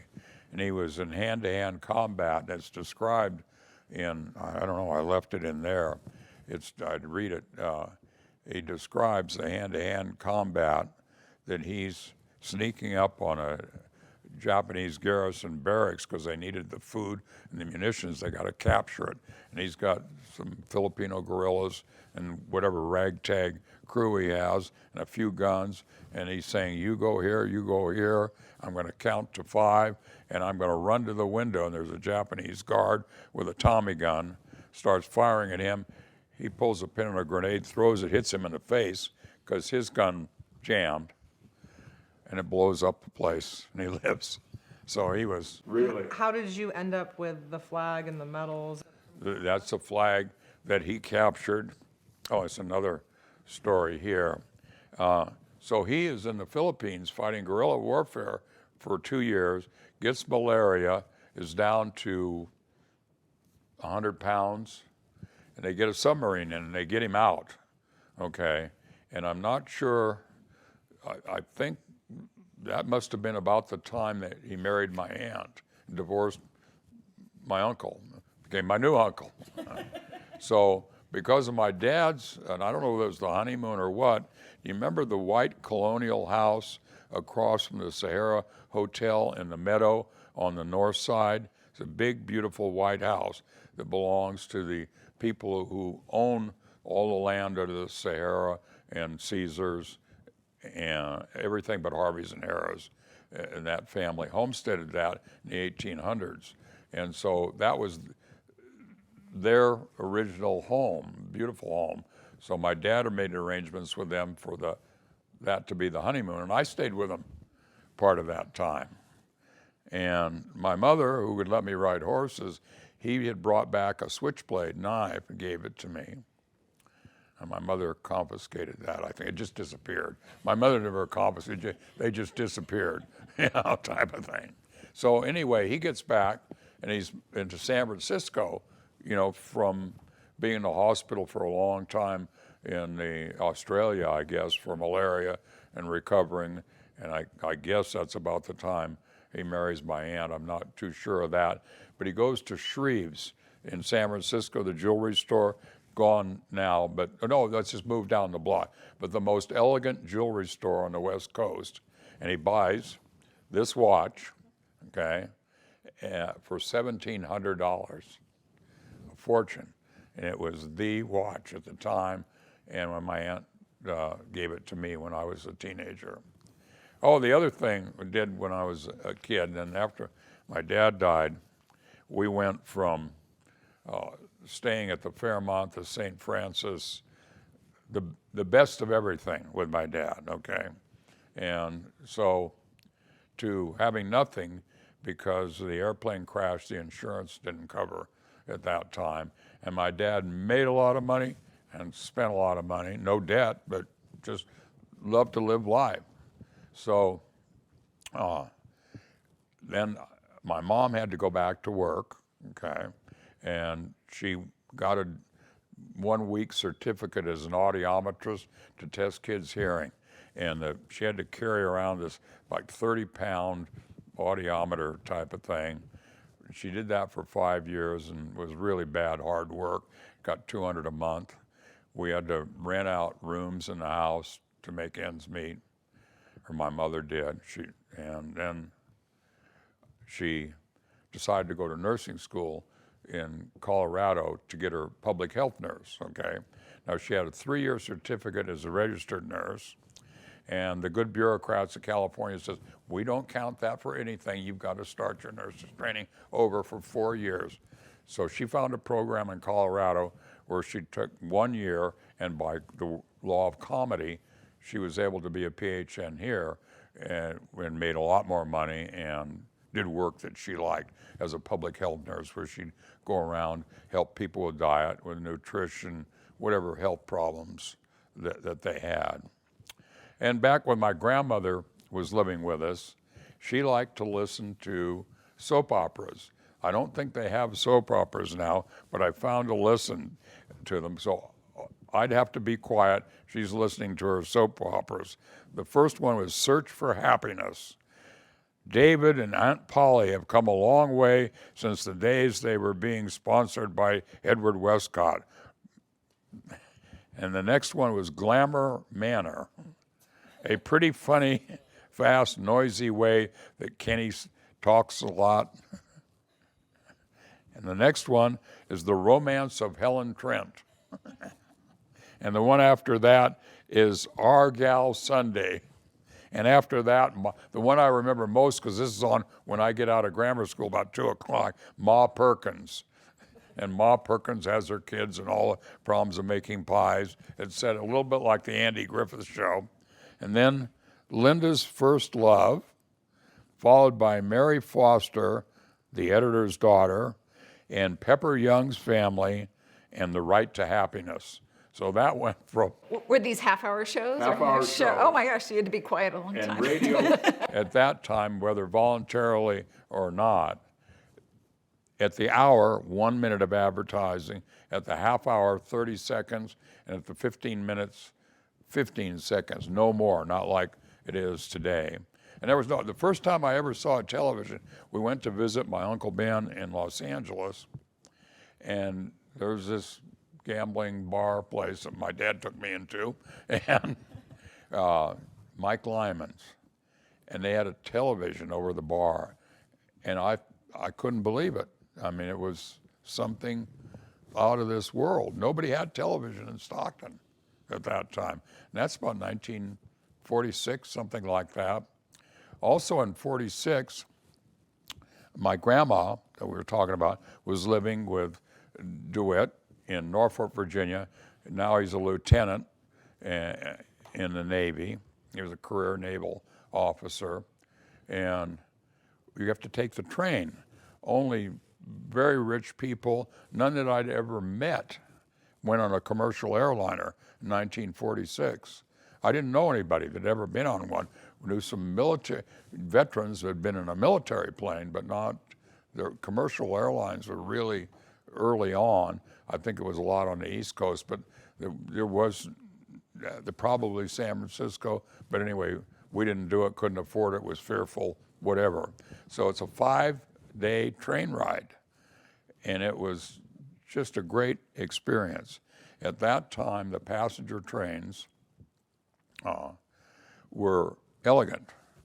My grandfather on my mother's side, and I'll come to this more, was Mike Krutzinger, okay? Not much schooling, out of Kentucky, but was a whiz at math. And he was hired by the Denver Rio Grande Western to design and supervise the building of all the bridges west out of Los Angeles into Arizona. So sometime after he married my grandma, Kutch, probably in the late 1800s, they went, and my grandma's job was to run the caboose, which was to feed the crew. So they'd bring a train out loaded with the lumber to build a bridge, the crewmen and crew cars, and the caboose was the cooking. And so that was her job. And the other thing I remember about my grandma was every once in a while she'd mutter about the goddamned Indians. And the only Indians I'd ever seen were in a Roy Rogers, or Ronald Reagan cowboy show. And so my mother later told me that when she was out in Arizona, there were the Indians, 2 or 3, not a whole tribe, would try to attack the caboose to steal the food, and she'd fight them off with a shotgun. So she was plenty tough. Yeah, okay. So anyway, we take this trip in 1946 to Norfolk, 5 days, and you have to stop in Chicago because there were no through trains in that era that didn't change in Chicago because the different ownership of the lines, east and west. So that was only 60 years after the driving of the Golden Spike. Anyway, so we take the train back, and my grandma, out of some sort of honor, got a drawing room, which was like a living room in a train, not the little booths that you see in the shows. And my dad got us a compartment, and my grandma kind of told about the railroads. Oh, this one's smooth because it was built by so-and-so, and this one's rough because it was poorly nailed, So it was kind of interesting. And the food was served in dining cars, just first class, and all being waited on by the tuxedoed waiters, the short white jackets, lamb chops, and just couldn't have been better. So we get back to Norfolk, and the World War II surrender of Japan was signed on the battleship Missouri, and that was in Norfolk at the time. And so my uncle was, his rank, able to take me and stand on a spot where they have the plaque where the World War surrender was.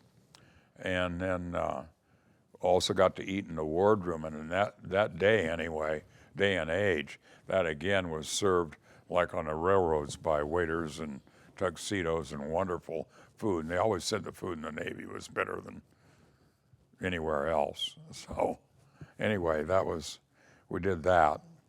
And then we went to Washington, saw the Pentagon. My dad's partner was still a congressman, so he arranged for us to have the grand tour of the Pentagon and the Smithsonian. It was a great trip.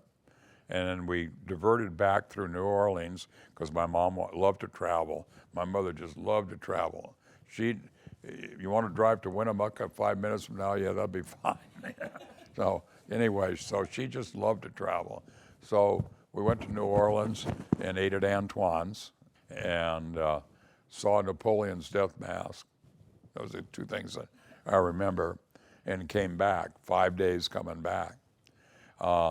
The other trips that we'd take every summer, or not every summer, but when I got older, went to Wyoming twice, and we'd go through Canada and Calgary, saw the Calgary Stampede and Lake Louise and Banff and down to my aunt's ranch, okay? My grandma, Kutch Ella, had 10 sisters and 2 brothers, okay? The big family, which I guess was common, you'll see pictures of that, and they're in this real super Midwestern town of Bradleyville. Her mother was Mary Bradley, and her father was John Farley. John Farley was born in Ireland and came here, and he was a horse raiser, as much as I can get out of it, and raised very fine horses that people on the plantations and whatever would buy.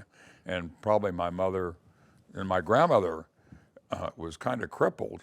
I don't know exactly how, but I think she had scoliosis, but my mother always said she fell off a horse.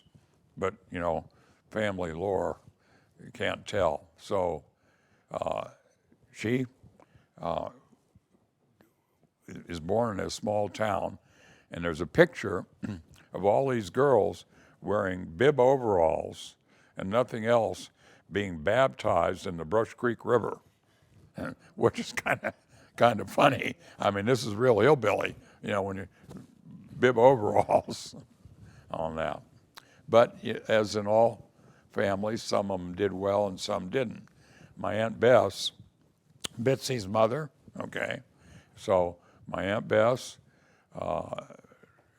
Napier, married Lou Napier at like 16 or 17, and they took the train probably as far as Louisville, maybe, I'm not sure, and then bought a covered wagon and went to Wyoming to homestead. And they homesteaded. And she had her first baby, Joe, my cousin Joe, in a sheep wagon, no midwife, no nothing. So things were a little bit tough. She had to carry a gun too. And so as they continued to homestead, they'd hire hands, and each hand would do a homestead. And they finally expanded to where they had 5,000 or 6,000 acres out there. And they were on the think of the name of the river, but you've seen the movie Butch Cassidy and the Sundance Kid, the Hole in the Wall Gang? That was right across the river from the ranch. You could see it from the ranch, and they'd point out where that is. And you could ride like my cousin Bitsy could ride like the wind, and all of them could. There's pictures in there of my cousin Joe breaking broncos, and the lariats, and all the things that you see in the cowboy movies. And I loved it because my Bitsy was a really good cousin. She was 8-10 years older than I am, but I'd ride all over the ranch with her, and so we'd spend some time. And again, I got a picture in there, my dad in his tailored slacks and Florsheim's and a silk shirt. They insisted that he ride a horse, and my dad did not want to have anything to do with a horse. And so I got a picture. They got him up on the horse, and he looks like a fish out of water. What am I gonna? He just didn't like any of the outdoor stuff. He liked the family, and they'd talk about history and stories. I mean, God, McKinley was president when my dad was born. When his grandfather was born, Andrew Jackson was president. Okay. When my grandma was born, Ulysses Grant was president. So really a change in the times. So we'd take a trip like that and stay at these lovely places in Banff and back and around and spend time at the ranch. And we did that a couple of times. They'd drive, the cars even then when I'm a kid would not make it across the desert, okay, with water, because they had water-cooled radiators, not like they have now, not fluid. So my dad would buy these big canvas 4 or 5 gallon bags, fill them with water, and hang them on the radiator ornament so that it'd keep them cool as we drove. And then the car'd start to boil by the time we get to Fernley, maybe not all the way to Winnemucca. We'd have to pull off the road and stop. And you had to have a rag because the water would be boiling. We'll let the boiling subside, open the radiator, fill it with the water, and take off down to the next spot, which is, we don't do today on that. But that was just expected. It was just ordinary. We'd get real maps, no MapQuest, at all the service stations for free. And my dad would have me plot the route and estimate all the times from doing it, because I like to do math, and we did that. And then at home, we'd play cards every night, usually Tripoli, a game named Tripoli. But yeah, so that was The three of you?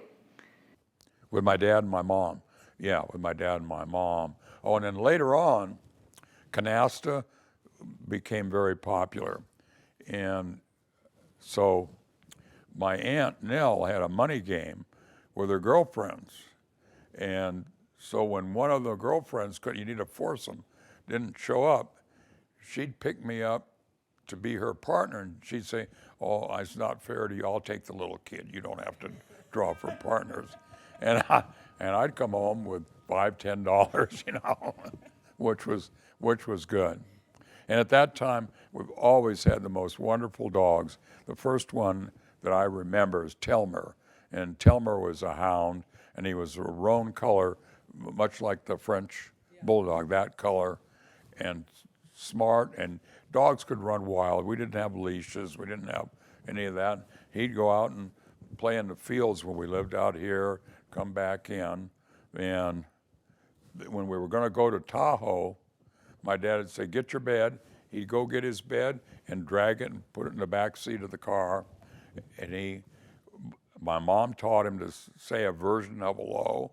She'd say hello, and he went hello like that on that. And he'd do just a wonderful dog, Telmer. And after that, That's a good name, Telmer. You should have told me before I named Bugsy. I named him, but I don't remember how I came up with that. And the next dog was Shadow, who used to follow me to school. He'd stay home, and if my mom let him out of the house, he knew my school schedule when I was a senior at Stockton High. And if I was in Spanish, he'd come to Spanish. If I was he was just terrific. We did, drifting aside though, even though it was Stockton, they had tracking, and I had a wonderful education at Stockton High. Some terrific teachers, I remember Agnes and Professor Hofmeister taught Albert Ferrari and I Latin, and fine English teachers. So when I wound up going to law school, I didn't know that, and most of my people in the freshman class, a great deal of them were Eastern, went to the opera, all the New York plays, and were educated in Groton and Eton private schools. And I thought, well, I'm going to be way behind the curve, but I wasn't, and so I was really pleased, and my hat's off to what the teaching was at that time. They really cared, and in fact, my English teacher in my senior year said, anybody that doesn't pass the University of California English test should bypass having to take bonehead English. I guarantee you everyone that gets out of my class will pass that, and every one of us did.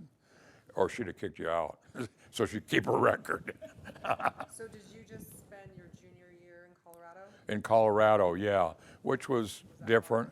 And again, we went from, like I say, living with my dad, living like a prince, to being very poor. And I don't know if we were as poor as I thought we were. My mother inherited $10,000, that was it.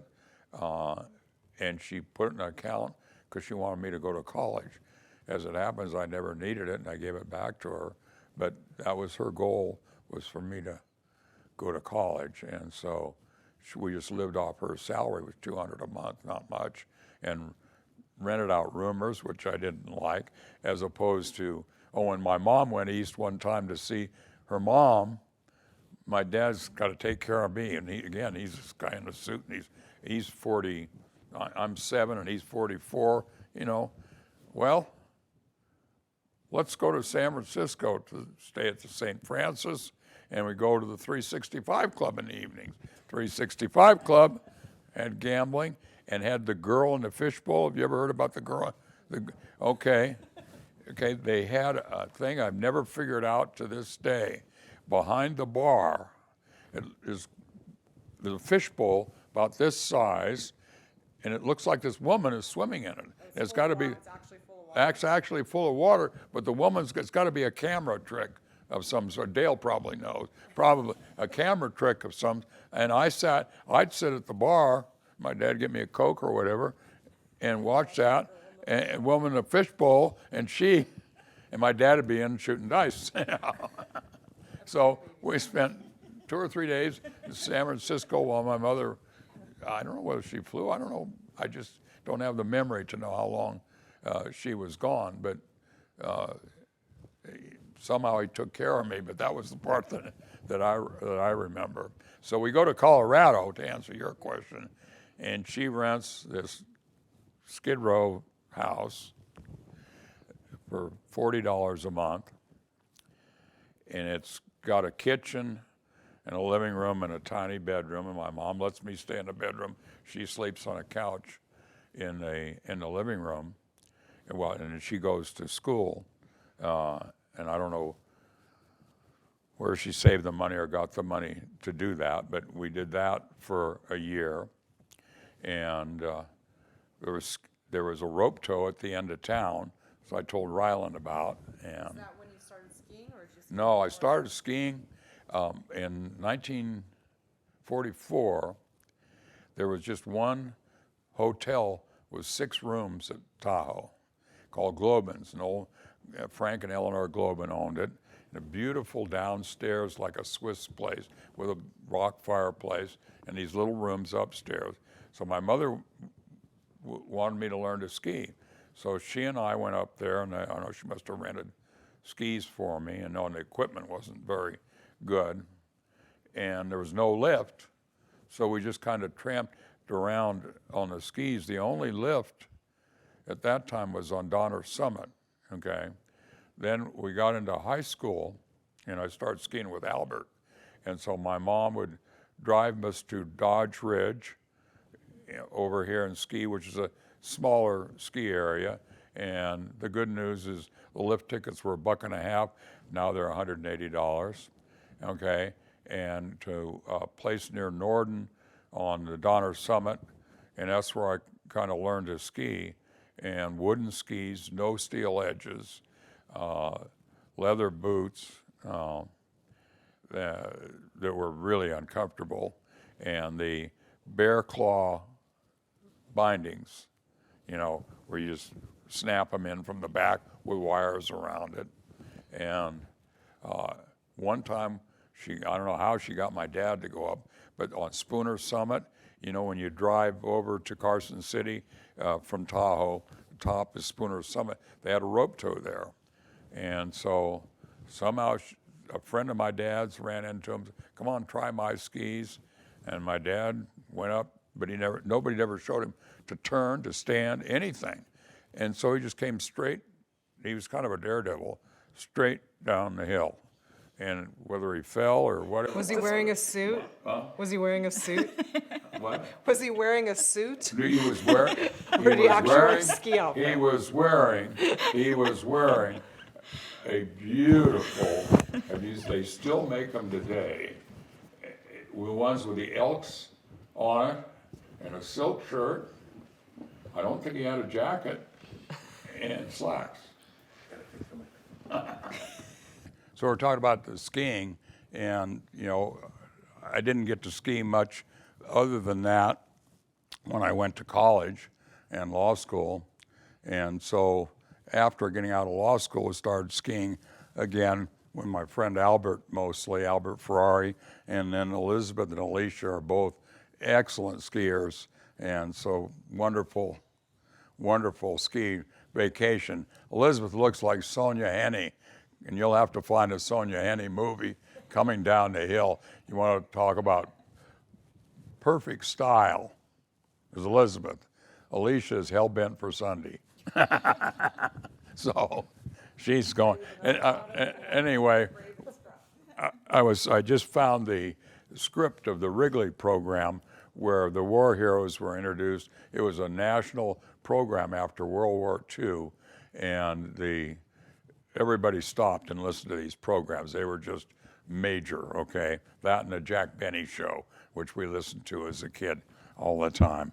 And so they're interviewing my uncle, DeWitt, who after he had to delivered MacArthur, and MacArthur took off in a B-17 for Australia with Bulkley, and the rest of them were ordered to stay, and they fought guerrilla warfare, which is a mix of ragtag civilians, some military people from both the Army and the Navy who just gravitated and escaped to this camp run by Colonel Fertig, which was the central hiding in the hills, changing your place to avoid capture, that he stayed for 2 years in.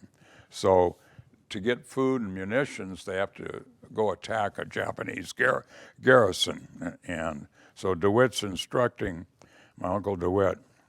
He says, "You heard me, Corporal. I'll try and crawl up on this side and dump a grenade or two in that window. When you hear me holler, come in with everything you got. Okay, I'll give you 5 minutes to get your men in place." So Lieutenant Glover watched the minute hand on his watch swing around the dial. 1 minute, 2. He lifted his eyes, let them drift over the clearing, not a tree. 3 minutes, 4.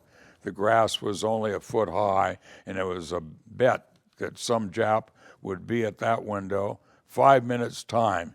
D. Glover dropped down on a belly and started forward. 50 yards to go. He edged closer. 1 foot, then step. Another foot. Stop again. Yard by yard. 20, 30, 40. He could hear the Japanese talking now. Hear in lingo in the distance. Was that the face in the window? Was that a pair of eyes peering at me with a Tommy gun? I got to get close enough to throw the grenade. Yes, he had to get close enough to throw a grenade. He had to. That schoolhouse was full of supplies and would feed the whole garrison. Japs who had captured his buddies on Corregidor, who had driven his pals on that march to death. He wiggled forward another foot, another. Then he was on his feet, running. "Give it to him, Corporal. Let him have it." This is DeWitt. His men were covering for him, firing guns. There's a face in the window, leering at me, grinning at me, shooting a Tommy gun. D heard the lead swinging over him and threw a grenade and hit him in the head and blew up the garrison. That's like a John Wayne movie. Yeah, I know, it's hard to write a book with that. Or several books I have that they made the movie. They were expendable, and John Wayne played my uncle. No. And I've got the books in there. Okay, let's go back to my mom and how did they get to Stockton. Again, I don't know how my dad got to Stockton other than this Mrs. Gersh. My grandfather was Mike Krutzinger, okay? And that's my mother's father, okay? And he married Ella, was then Ella Farley, okay? And Ella Farley was born in about 1868 or 70, right after the Civil War. My grandmother was born, and he was probably a little older than that. I'm not sure on that. He wound up, as many people did, working on railroads. So they traveled a lot. because he had to go, I guess before my mother was born, they lived on the train building the bridges for about 200 miles over gullies and things, and they didn't have any building permits. And those bridges are still there. And oh my God, they shouldn't have built them without an environmental impact report, you know. So, I mean, and it all works and they're all standing, just as the houses in Stockton on Bristol that were built without building permits, you know, just built by people who wanted to build a good house. So anyway, he had to travel, and he wound up with a job there was a local line here that basically just, I think, ran to Sacramento. I can't remember the name of it, but he wound up with a job on the railroad at that time, not building bridges, and I don't know, he was some sort of a superintendent. I don't know exactly, you know, what he did in that way. But he died in 1927 of a gallbladder attack. In fact, in the book, he was in the San Joaquin General in 1925, 2 years before he died. They kept him a month for a gallbladder attack. There was no medicine for this other than a very rough surgery, so you either had to let it pass or surgery. I have the bill for his stay for 30 days at $2 a day at $60 and $7 for the x-ray. So the price of medicine has changed considerably on that. So he died in 27 when my mother was 16. And then Nell, because my grandma didn't work, and so Nell, I think, supported the family. And Nell's older brother, my Uncle Paul, who I never met, my mother's had a sister Nell that we've talked about, Nell Davenport, Nell Glover, and her brother, Paul Krutzinger. That was my grandfather's name, Mike Krutzinger. He was half Irish, half German.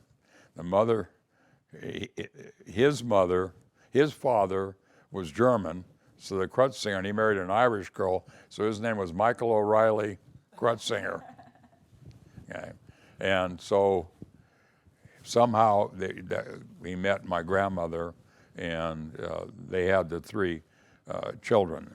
And he probably came to Stockton because of a railroad job. And why he wasn't bridge building then, I don't know on it. So Paul and Nell, who was just 20 maybe, had to support the family. And Paul had a job on the same railroad. Paul died in 39, a month, just before they invented sulfa. Would have saved him. So Paul is Dexter and Gregory's father. You remember Dexter? Gregory, you probably never met because he moved east when I was a kid, but Dexter, you know, is still alive, and so that was Dexter's father.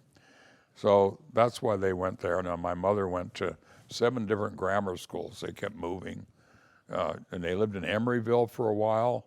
My grandfather tried farming and went bust, I guess, on it. And anyway, my mother had a bunch of different grammar schools, but did go to Stockton High School, where she would participate in the thespians, and very interested always in that. And she was good friends with a friend of mine when I built the house, was the captain of their basketball team, Charlie Milosevic, which was a big family at that time in Stockton. He was 5'10", he was the center. So, and captain of the basketball team.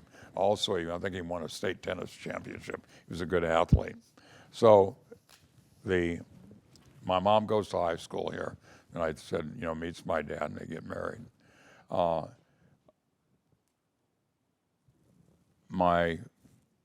got a picture somewhere of the 10 sisters and 2 brothers in one shot of my grandmother, my mother's mother, and we have that. Back to my dad for a minute. because there was always political strife on gambling in all these towns, and it was very important to have a city council that favored it, the gambling being open. And gambling being open, I can remember as a kid, because of that, we had more good restaurants in Stockton then than we have now, okay? And it was just the kind of the freedom and like it is in Nevada, okay? And so it came a time in about 1946 when there was the good government people running that wanted to shut down the gambling. So there's only one newspaper town, the Stockton Record. And the Stockton Record was on the side of the, quote, good government people. By the way, at that time, I never had a key to my house. The car was parked unlocked in front of the house. No crime. So all the stories about gambling and generating that, that's not what's the cause of the problem. Anyway, so my dad, remember little Albert Sanguinetti? Okay, his dad was the mayor. So my dad and Mayor Sanguinetti and a couple of other guys, Gene Latier, I forget, decided to print their own newspaper and have it delivered. So they bought a press and they started The Answer. And they prevailed. And we kept, again, I get this a lot from my mother, they prevailed, and my uncle stayed open until Bugsy Siegel closed them down, not the good government people. So the other thing with my grandma, okay, so I'm born on May 4th, 1937. And when I'm old enough to be carried around, my mother dresses me up as best, my best. My grandmother refused, when my dad got married to her, to speak with her. My grandmother, my dad's mother, because she was Gentile. And I'm sorry, I only speak Hebrew and Yiddish. Can't speak to you. Well, she ran a store in Boston, okay? And she spoke English fine. It's probably, my mother kept saying, could you understand her? So anyway, my mom, tough as you know my mom was, dresses me all up, goes over to the apartment and hands me to my grandma, takes him back. When you learn to speak English, you'll see him again. Oh. She learned. Like that. Immediately. And I loved her, and she was so good to me, and she taught me to play a wonderful game, harder than gin rummy by far, casino. And very few people play it anymore, but I'll tell you the rules at some other time. But it just was a terrific game and a lot of thought, and you had to memorize the deck through the 52nd card to be able to play well. She taught me all that before I went to school. So until I never really was nothing to learn in school on math till we got to division of fractions. It was the first thing I remember. I got to learn that.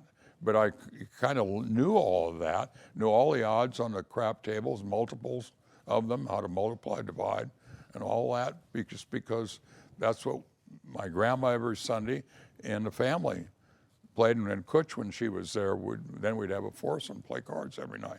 No television. And the radio programs that were any good were on Sunday, which was Fred Allen and Jack Benny, and that was about it, and some spy stories. So anyway, that's, I think, with my mom. Were there any? So going back to college, you didn't graduate from college? Oh, yeah. Yeah, again, I don't know on my dad. I do know he got out of Hastings Law School. Okay, when I went to school in about the fifth grade, I guess, we had midtermers at that time. So you could enroll a baby in school, and school starts in September, so maybe March or something like that. So I enrolled then, so I was all to half grade. So they have grade, half grade, grade, half grade. And they decided that's inefficient. So you either had to go back a half a grade or go forward. Well, I wanted to go forward. My mother, more wisely, thought I should go backward more socially for a boy to be a little older. Anyway, I made a fuss about it, and so I skipped forward. And then went to high school 2 years at Stockton High, and met Joan when, I guess, either a freshman, I must have been 13 or 14. We've got a good picture in there that we'll show. And we spent a wonderful, the dances at that time, all live music, always at least a trio, sometimes a 5-piece band, no records, no DJs, and they would be at the Elks Club, the here and the there, where they had dance floors everywhere. So we had practically every other weekend there was something like that that was a lot of fun. So then I finished high school, did a year in Boulder, which was kind of nice. We were going our way to Aspen. My mom was going to take me to Aspen, and somebody crossed the road and wrecked our car, and never got to go until I was an adult. But anyway, my mother was really disappointed. Did you and Joan stay together when you were in Colorado? Yes. Yeah, absolutely. And write letters. Somewhere around I had some letters, I don't know. Anyway, so they had a train that would come to Boulder and take you to Winter Park. And Winter Park was a big mountain, but all rope tows. And you couldn't hold on to the top of the hill. So you went to the hardware store and you bought a vice grip and carried it when you were skiing on a leather strap. The big key is when it got to the top, to the bull wheel, you had to let go and not make a mistake. So when the ski season, Saturday morning, meet the guys on high school friends on the train, and we'd go to Winter Park and carry a little lunch with us, and then ski all day. But I just do remember we've never skied in Winter Park because that was a hard ski anyway, coming up with that. But I got to do quite a bit of skiing then. And then I went to college. I got admitted to Cal, Stanford, and Harvard, but I got a scholarship at Cal, so I went to Cal. The scholarship was, I think, $600 a year, maybe $300 a semester, and the tuition was $45 a semester. And I stayed in a fraternity. I joined a fraternity after I was a second, high freshman. And Pi Lambda Phi, that was $90 a month, and that was room and board. And in the summer times, I had jobs. After my dad died, I started working at 12 years old at Acme Auto Wrecking, 324 South Center Street. And they were dear friends of my dad and my mom, and I think they just hired me to give me something to do. And it was really kind of them. I don't know how much useful I did, but I'd help separate scrap iron. I remember it was hot. We worked from 9 to 5:30 and half-day Saturday, 25 cents an hour. And the third year I got 50 cents an hour. So anyway, but I did that. There was a great guy that all the people that worked there were really nice to me. And one of them was Benny Bubika. Benny Bubika was a Jewish guy, the only other one, other than the owners and me. And he was their kind of gopher, delivery, bank things, parts, whatever. He's a sharp guy. Benny was single, and Benny deal, he would buy a new Cadillac convertible every year. And he'd get the second or third one that Hansel Nortman had. And he'd take off his wrecking clothes, and he had a beautiful gray suit and tie, and he'd romance all the pretty girls in his Cadillac convertible.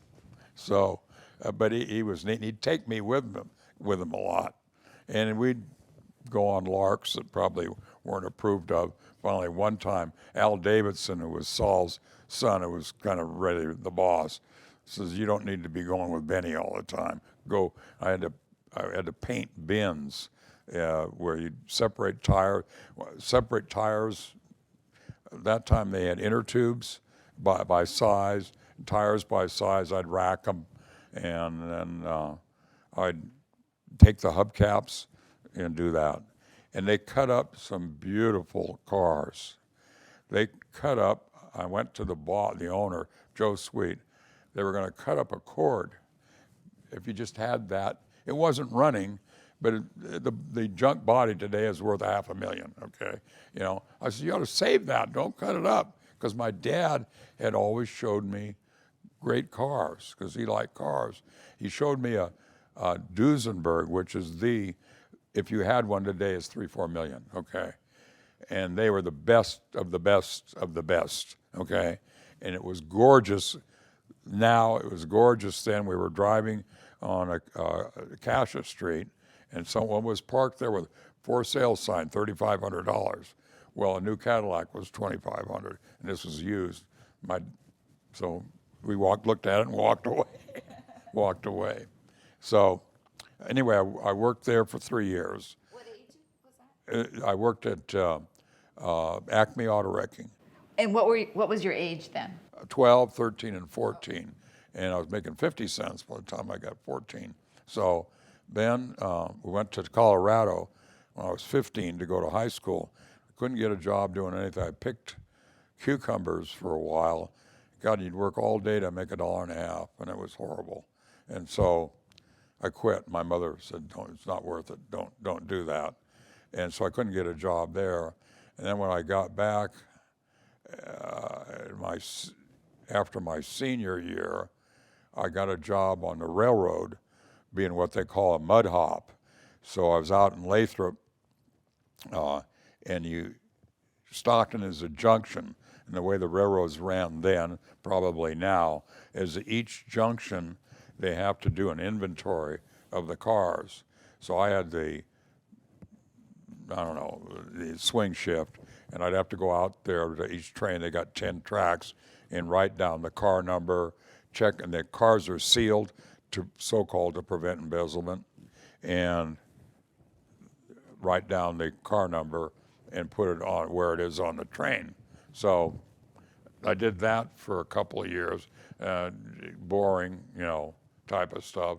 And then I got a little more paying job working as a stevedore on the Southern Pacific docks, 1010 East Market Street. And I did that for about 3 months, and I saw on the board that they were looking for what they call a waybill operator. And it involved making out the consist of the train manifests, what the cars were, who they're addressed to, what's the next junction, a big form. So I went to the boss, Mr. Browning, a very nice man. Can I have that job? Can I have that job? Well, we always get, more permanent employed. I said, can I? And you have to be able to know it. I said, I'll tell you what, I'll do it for free for a week, and you come and see if I know it, and you give me the job. So I did, and he gave me the job. And so that was sitting in an air-conditioned office, and I'd make up the trains. And the funniest thing that happened, I did that for a year or two in the summer times, and the pay was much better than, I don't know how much I would get, $2 or $3 an hour or something like that. So I did that for a couple of summers, and I got fast at it, so I'd bring books to read. So when I started out, it took me all of a shift, and if I had to work 2 hours extra, I didn't care. I would get my trains done. So, but by the halfway of the first summer, I could do it in 4 hours, and I'd read. I'd talk to Joan on the phone. That sort of thing. And then, through a friend of my dad's, got me a steelworker's card, which is gold.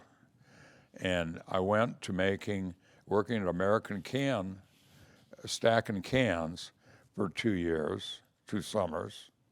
And we worked 7 days a week, time and a half on Saturday, double time on Sunday, got paid for 8, worked 7, with a half-hour lunch and two 15-minute breaks.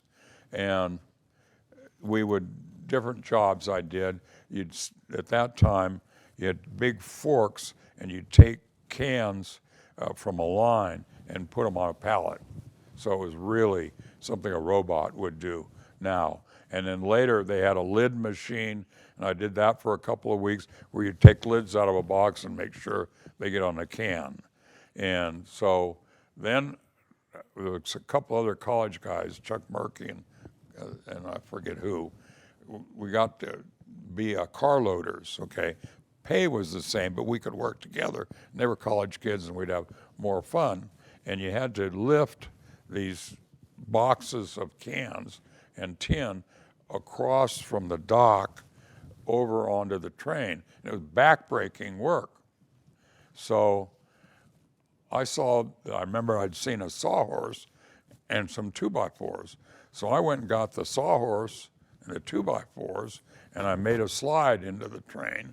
And man, we'd load that car in half a shift, and I brought a deck of cards, and we go in the back of the car and playing cards. Then the union steward came over, representing the union, took a sledgehammer, broke my sawhorse and the boards, says, that's not the way we do things. You're going to work us out of a job. So anyway, I got $790 a month with those hours, and I went to work as a lawyer for $500 a month out of Stanford. So that was a good job. And I had plenty of money. I'd worked 2 months in the summer. I got my scholarship, but my mother would never let me get a car. I should have been more assertive. I didn't get a car till I got out of college, and that's as much my fault. I should have just gone and done it, which is what I finally did. She didn't even want me to get one then. I bought my first car, 52 Cadillac convertible that a fraternity brother of mine had. It was 3 years old, and it was sharp. So those were the jobs that I did during college. Then in law school, you could get jobs. One summer, I worked with Earl Warren's son, Judge Earl Warren, and he and I were the same age. And at that time, the state bar would put out a legislative issue, and you would read the important legislation, not every code, and you'd do a summary of it, and it would go out in book form at the end of the summer. And so that was kind of interesting. It was the forerunner of continuing education of the bar. Felix Stumpf ran it. He's the one that started it. The very first CEB book was a tort book, the yellow jacketed tort book. Before that, we had no handbook on tort. When I went to law school, we had Prosser, which was more scholarly as opposed to practical. But other than that, we didn't have that. And so I did that, and I forget. And I think I worked one more summer at the can company because the pay was so good. So anyway, I'm in college, and it's nearing the end of my junior year, and my friend Berdowski says, why don't you come and take the bar exam with me? This is before you kids prepare for these sort of things. I'm not doing anything this afternoon. Yeah. Like the LSAT? Yeah, the LSAT, not the bar, the LSAT. Yeah, the law school admissions test. So I went over with Bill, and I got a super high score on it. So then I heard there was a deal that Stanford would take 10 students in their experiment after their junior year of college. Because college, and I'll tell about that, was pretty much a waste of time, okay? So I took that test, and I was one of the 10, and I got I also got admitted to Harvard later, but this was a full scholarship, $1,000 a semester. The tuition at Stanford was $250 a quarter. So, and we got room and board, a room but not board, at Cowell Hospital, and I was put in with my friend Neil Kramer, and we became lifelong friends. I was in his wedding and that sort of thing. So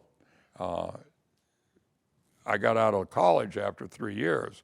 And when I said college, I had one great professor, okay, Professor Tenbrook.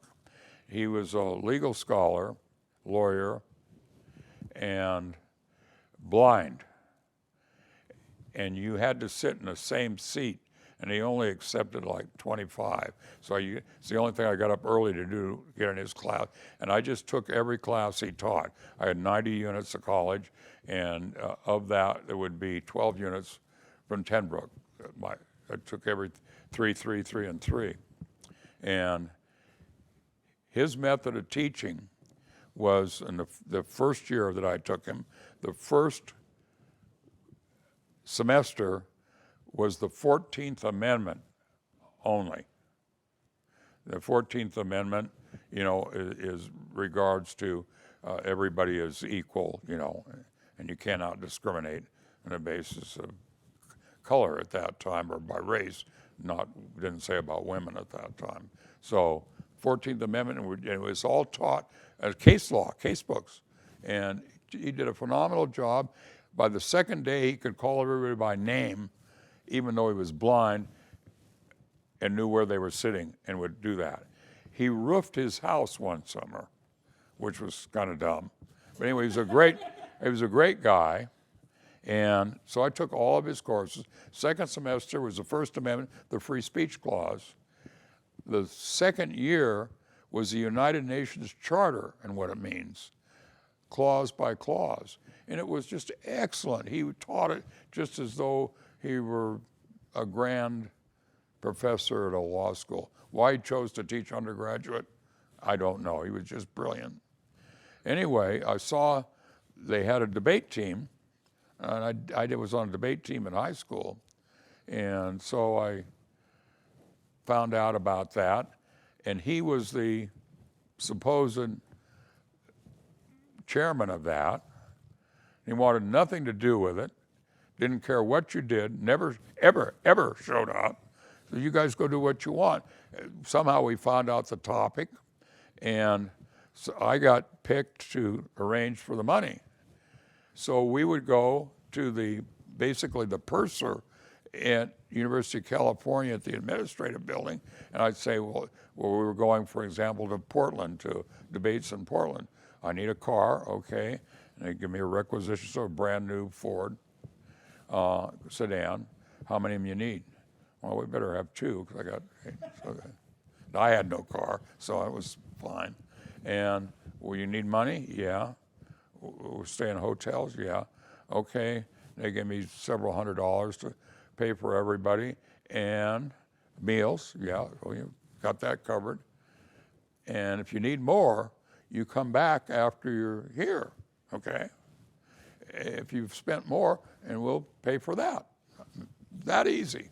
And I guess Tenbrook called ahead and okayed that we were the team I was who I said I was.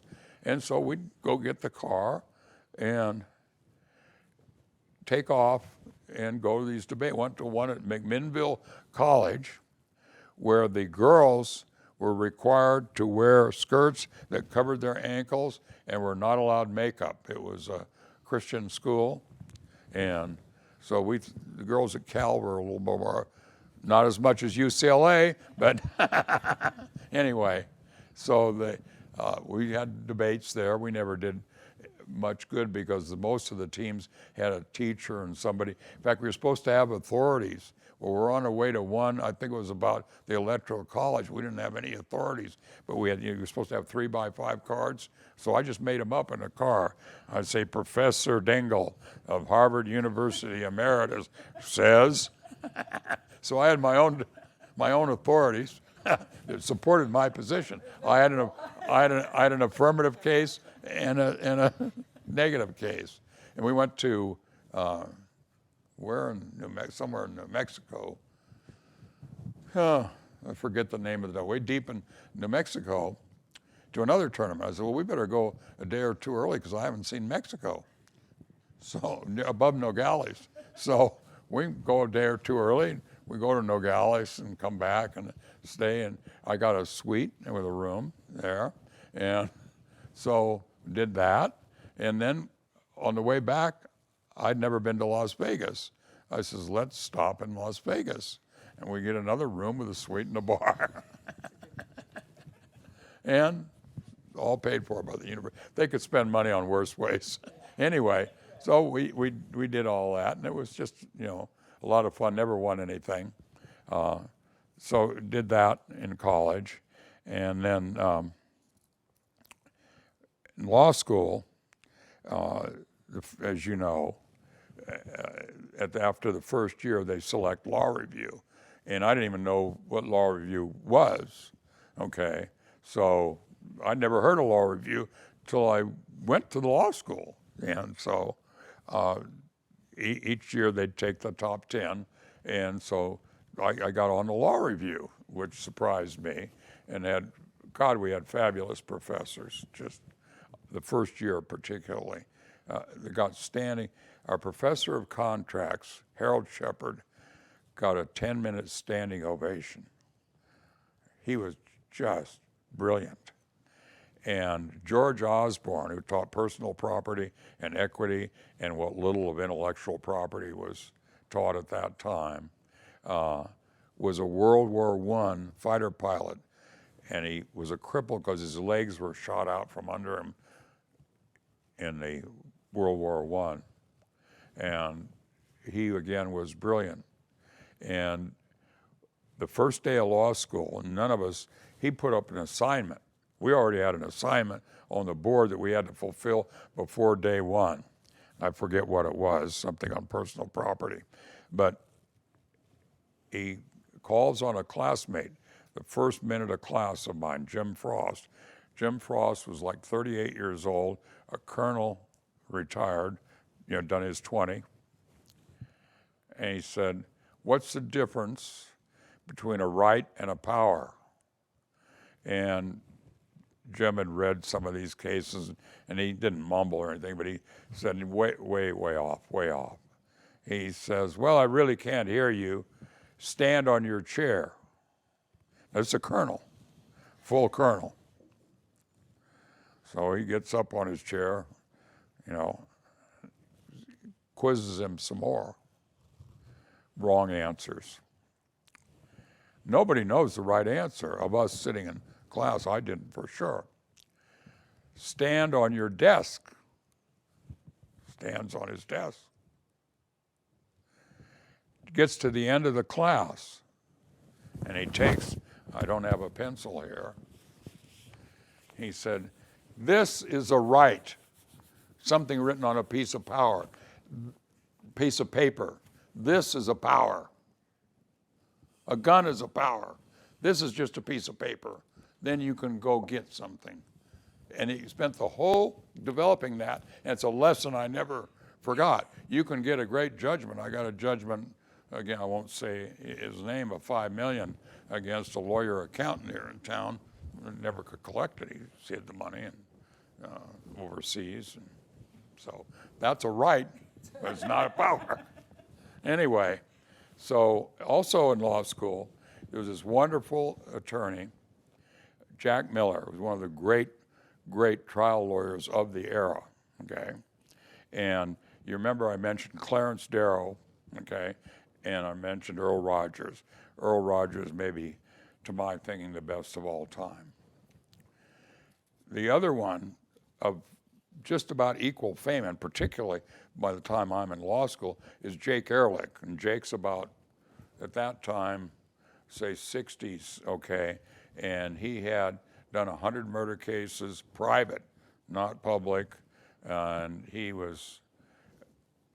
wore cowboy boots and a tailored blue suit, perfect white shirt, perfect tie, and perfectly groomed at all time.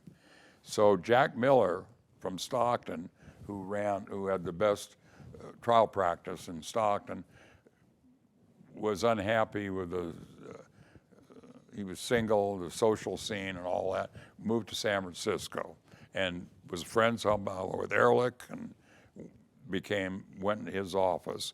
And then Jack hired me while I'm in law school to do trial prep. And it was just great experience, to do that, digest depositions, knowing what the case is about. One of them I did on a railroad case that was very interesting. And so I did that job during the year. And then law review took about 30 hours a week at least at that time. And the first assignment we got on law review was to compare two sets of cases in India on the Indian Interstate Commerce Clause. The stupidest thing that anybody ever did, because who cares, but a professor wanted to write about that in some arcane article. So we spent the first 2 days figuring out that in India, you have two different court reporters, each has a version of his own case, where in the United States, it's only one. So anyway, we did that, and I wound up writing a fairly prominent article on eminent domain, which really helped me because that's what I did a lot of after I came to town. So that's what I did in law school, and then Joan and I got married in my last year of law school, right before my last year of law school, and we got a nice little apartment in Mountain View for $90 a month. Did you have a big wedding or what? Yeah, we had a big, nice wedding, and must have been a couple of hundred people, and relatives, and yeah, so it was very nice wedding. And then my mother gave us a honeymoon to Hawaii, and some El Cheapo airline. That we got to the Oakland airport. Where's the airplane? Oh, over in that field over there. And we walked on, but we got there and got back. And we had a car for one day because that was all we could, Fiat Jolly with wicker seats. So that was fun. Okay, so anyway, then come back to Stockton, and I wanted to be a trial lawyer, which is what my dad did. And because you're on law review, you get offers from big major firms where for 5 or 6 years you're carrying somebody else's briefcase and doing research. And I interviewed with some, and they didn't like me and I didn't like them. Not what I wanted to do, not a matter of personal dislike. And Jack, I wanted to go with Jack, but Jack only had the space in Ehrlich's office, who was super famous again, and no room for me. Later on, he called and invited me to come down and be a partner. But anyway, so that was that. So before we get to more of where we left off when I started to practice law, every family has a few people that are, somewhat famous and somewhat memorable. And my dear Aunt Bess, who was the sister of my grandmother, born in Brush Creek, Missouri, was a fabulous person. She's the one that had her baby in a sheep wagon and was settled out on the Wyoming plains, 33 miles from the nearest town on the Powder River, which was where the Hole in the Wall gang was. And she had Joe, who was a terrific horseman and operated the ranch when Aunt Bess gets older. But when Aunt Bess kept her house and when we'd visit, it was still gas lighted. She would not change over to electricity. So that was interesting. And then her daughter, Bitsy, that I was very close to, came out here. Bitsy was a model at I. Magnan's, very beautiful, very sweet horsewoman, PhD in psychology. The other one that I never met was John Farley. And John Farley lived in Kansas. And John Farley would be my grandmother Ella's brother. And he made a great success in the oil strikes that occurred back in the 1910s and 1920s and 30s, and was very famous in the region near Kansas City, Mo. And Jack Farley died in a tragic automobile accident.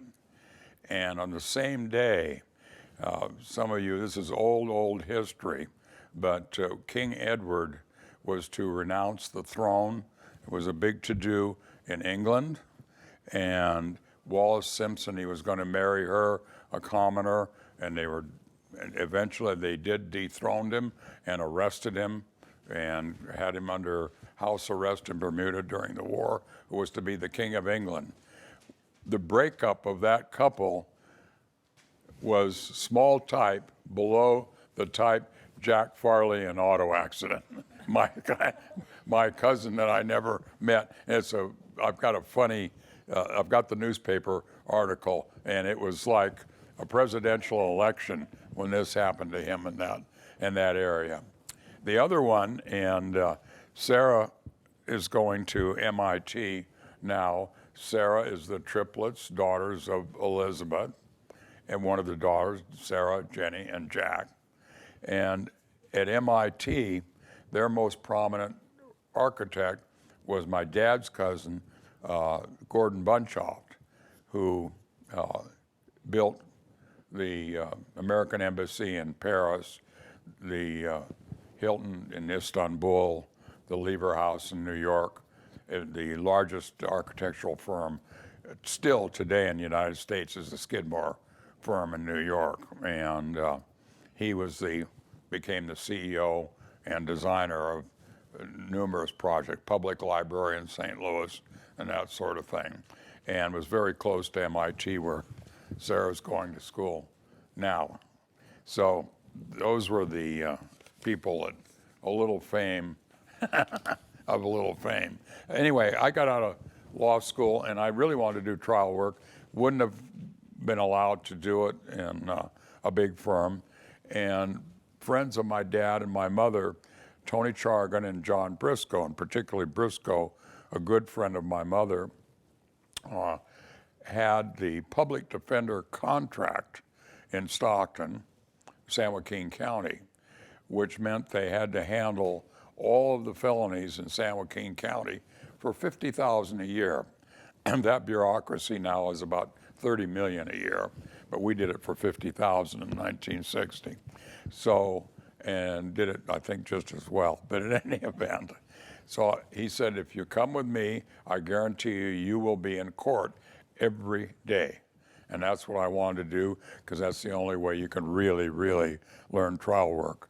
And so a lot of what we did was arraignments in criminal cases, preliminary hearings where you cross-examine the witnesses for the prosecution to determine if there's sufficient evidence to hold somebody over for trial. That's the scintilla of evidence standard.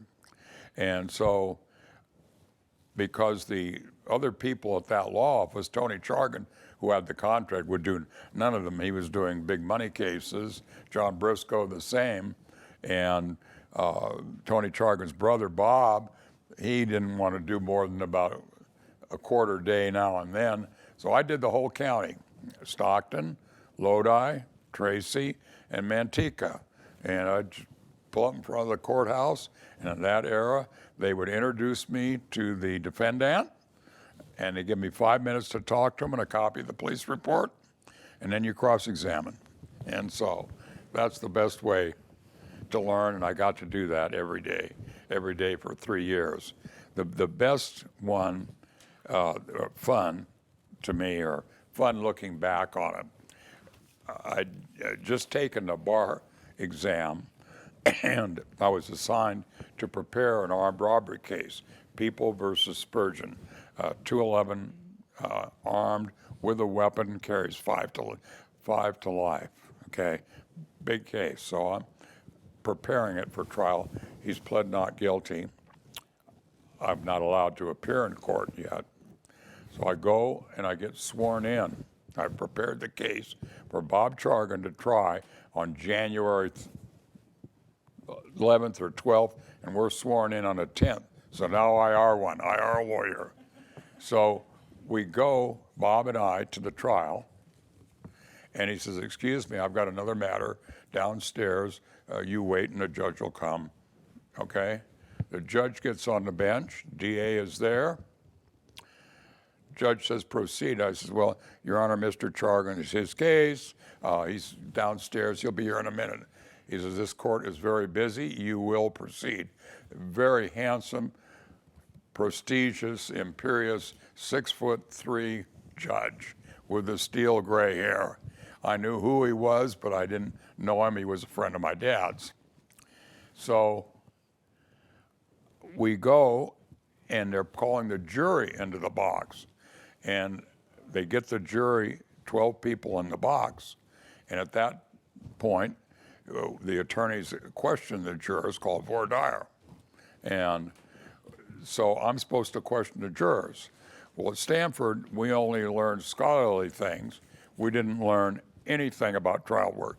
Zero. We've never seen a jury, never been in a courtroom, nothing. The only time I was in a courtroom was with my dad as a 9-year-old witness. So we do that, and this judge says, proceed, question the juror, Mr. Freeman. I said, Mr. Chargan, he'll be here right away.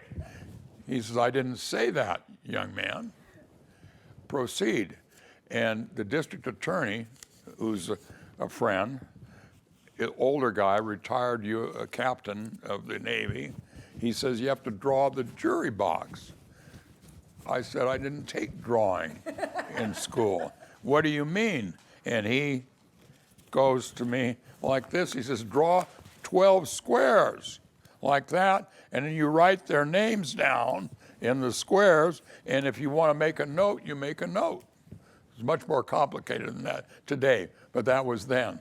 So I did that, and I don't know how to voir dire a jury. What's your name? Where are you from? Can't ask them whether they're Democrat or Republican. And I just fumbled my way through asking, do you ever go to the Safeway? Where do you shop? You know, anything like that to buy time. I just knew buy time, buy time. So noon comes, Chargan never shows up. I run back to the office, 26 South San Joaquin, block away. I really run. And I come in, the office is vacant. I go office to office to office, they're vacant. And I hear noise in Tony's office, which was Tony Chargan, the most prestigious office in our offices. And I hear noise, and I know Mr. Chargan, I knock on the door, and they come in. They're all in there, and they're laughing and giggling. And I said, where's Bob? Did he have a heart attack? And I'm making, what's that? He says, that's your case, you try it. So I'm one day out of law school, out of passing the bar, or being a member of the bar, and I got to continue with the case, cross-examine. He says, you prepared it, you try it. And so that was my baptism of fire. Later on, I learned Tony was in on it, Briscoe was in on it, Judge Sullivan, who was my dad's friend, was in on it. They knew this kid was dead bang guilty, and Earl Rogers couldn't have gotten him off. So anyway, it was about a 3.5-day jury trial, and I finished it, made my first arguments, my first cross-examinations, ever. And I don't know what the kid thought, but anyway, did what we could on it. But that was, and after that, it made things so easy. And then I'd just travel a circuit, and sometimes we'd try them. I tried a case, a dual haul, where my client allegedly beat up a guard with a baseball bat during a baseball game. And again, we don't have much, we didn't know experts, not a lot to think of other than what you can think of. So I said to the jury, I says, the problem is the prosecution failed to prove motive here. Everybody here had a motive, why pick on him? And I won. So anyway, I got great experience in doing all of that. And then did that for about 3 years, and then opened my own practice with, again, the friendship of Don Bosco with my dad. And Don said, look, come over here. I don't want any more partners. He'd had a partner named Max Willens that he was dissatisfied with. And so he says, but I'll make sure you get all the business you need. And Don was a very prosperous lawyer at that time. So he would refer me cases. And then John Briscoe, because he liked me, I guess, and my mom and my dad, would send me cases. So I had plenty to do. and which was good. I was afraid of starving. My total capital was $1,500. Joan and I bought a flat top in Lincoln Village on 2000 something Rutledge. Nice neighborhood, 10,000 foot lot, and this was before the bureaucrats who do building permits. I was the second owner, Joan and I were, $7,900, 2-bedroom Lincoln Village. We bought the next house for $19,000 over in a better area yet on Greeley Way, which you would remember, Elizabeth would remember, for $19,000, 3-bedroom, beautiful grounds and garage. So things were better then. But anyway, went to work for Chargan for $500 a month. Joan and I made a house payment was like $70. I bought a Buick, 59 Buick convertible, top of the line, 3 years old for like $1,800, and my car payment's like $30 or $40. And Joan and I'd go out to nice restaurants. So $500 a month was plenty. And then the thing I do remember, the only year I remember of private practice, my first year in practice, I was making $700 a month, I guess, when I left Tony, maybe $8,000 a year. I made $64,000 net my first year in practice, and that was like a dream. I couldn't believe it, making any more. John Briscoe sent me a fabulous case. It's kind of funny, and the names could be in a Broadway play, Fenstermacher and Morrison. Fenstermacher and Morrison were con men, but one of their cons was they had a trick to open up telephone boxes and take all the money out. That's in the era of pay phones. You'd go put coins in a phone in order to make a phone call. So they get smoking marijuana, and they, instead of just doing one over here and one over there, they just went straight down Wilson Way, hitting every box, and they got caught, okay?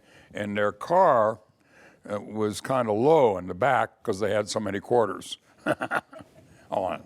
So they come in, and my retainer on it is $5,000. A lot of money then, but it's a long, hard case. I got to try to suppress the evidence based on an improper search and all of those things.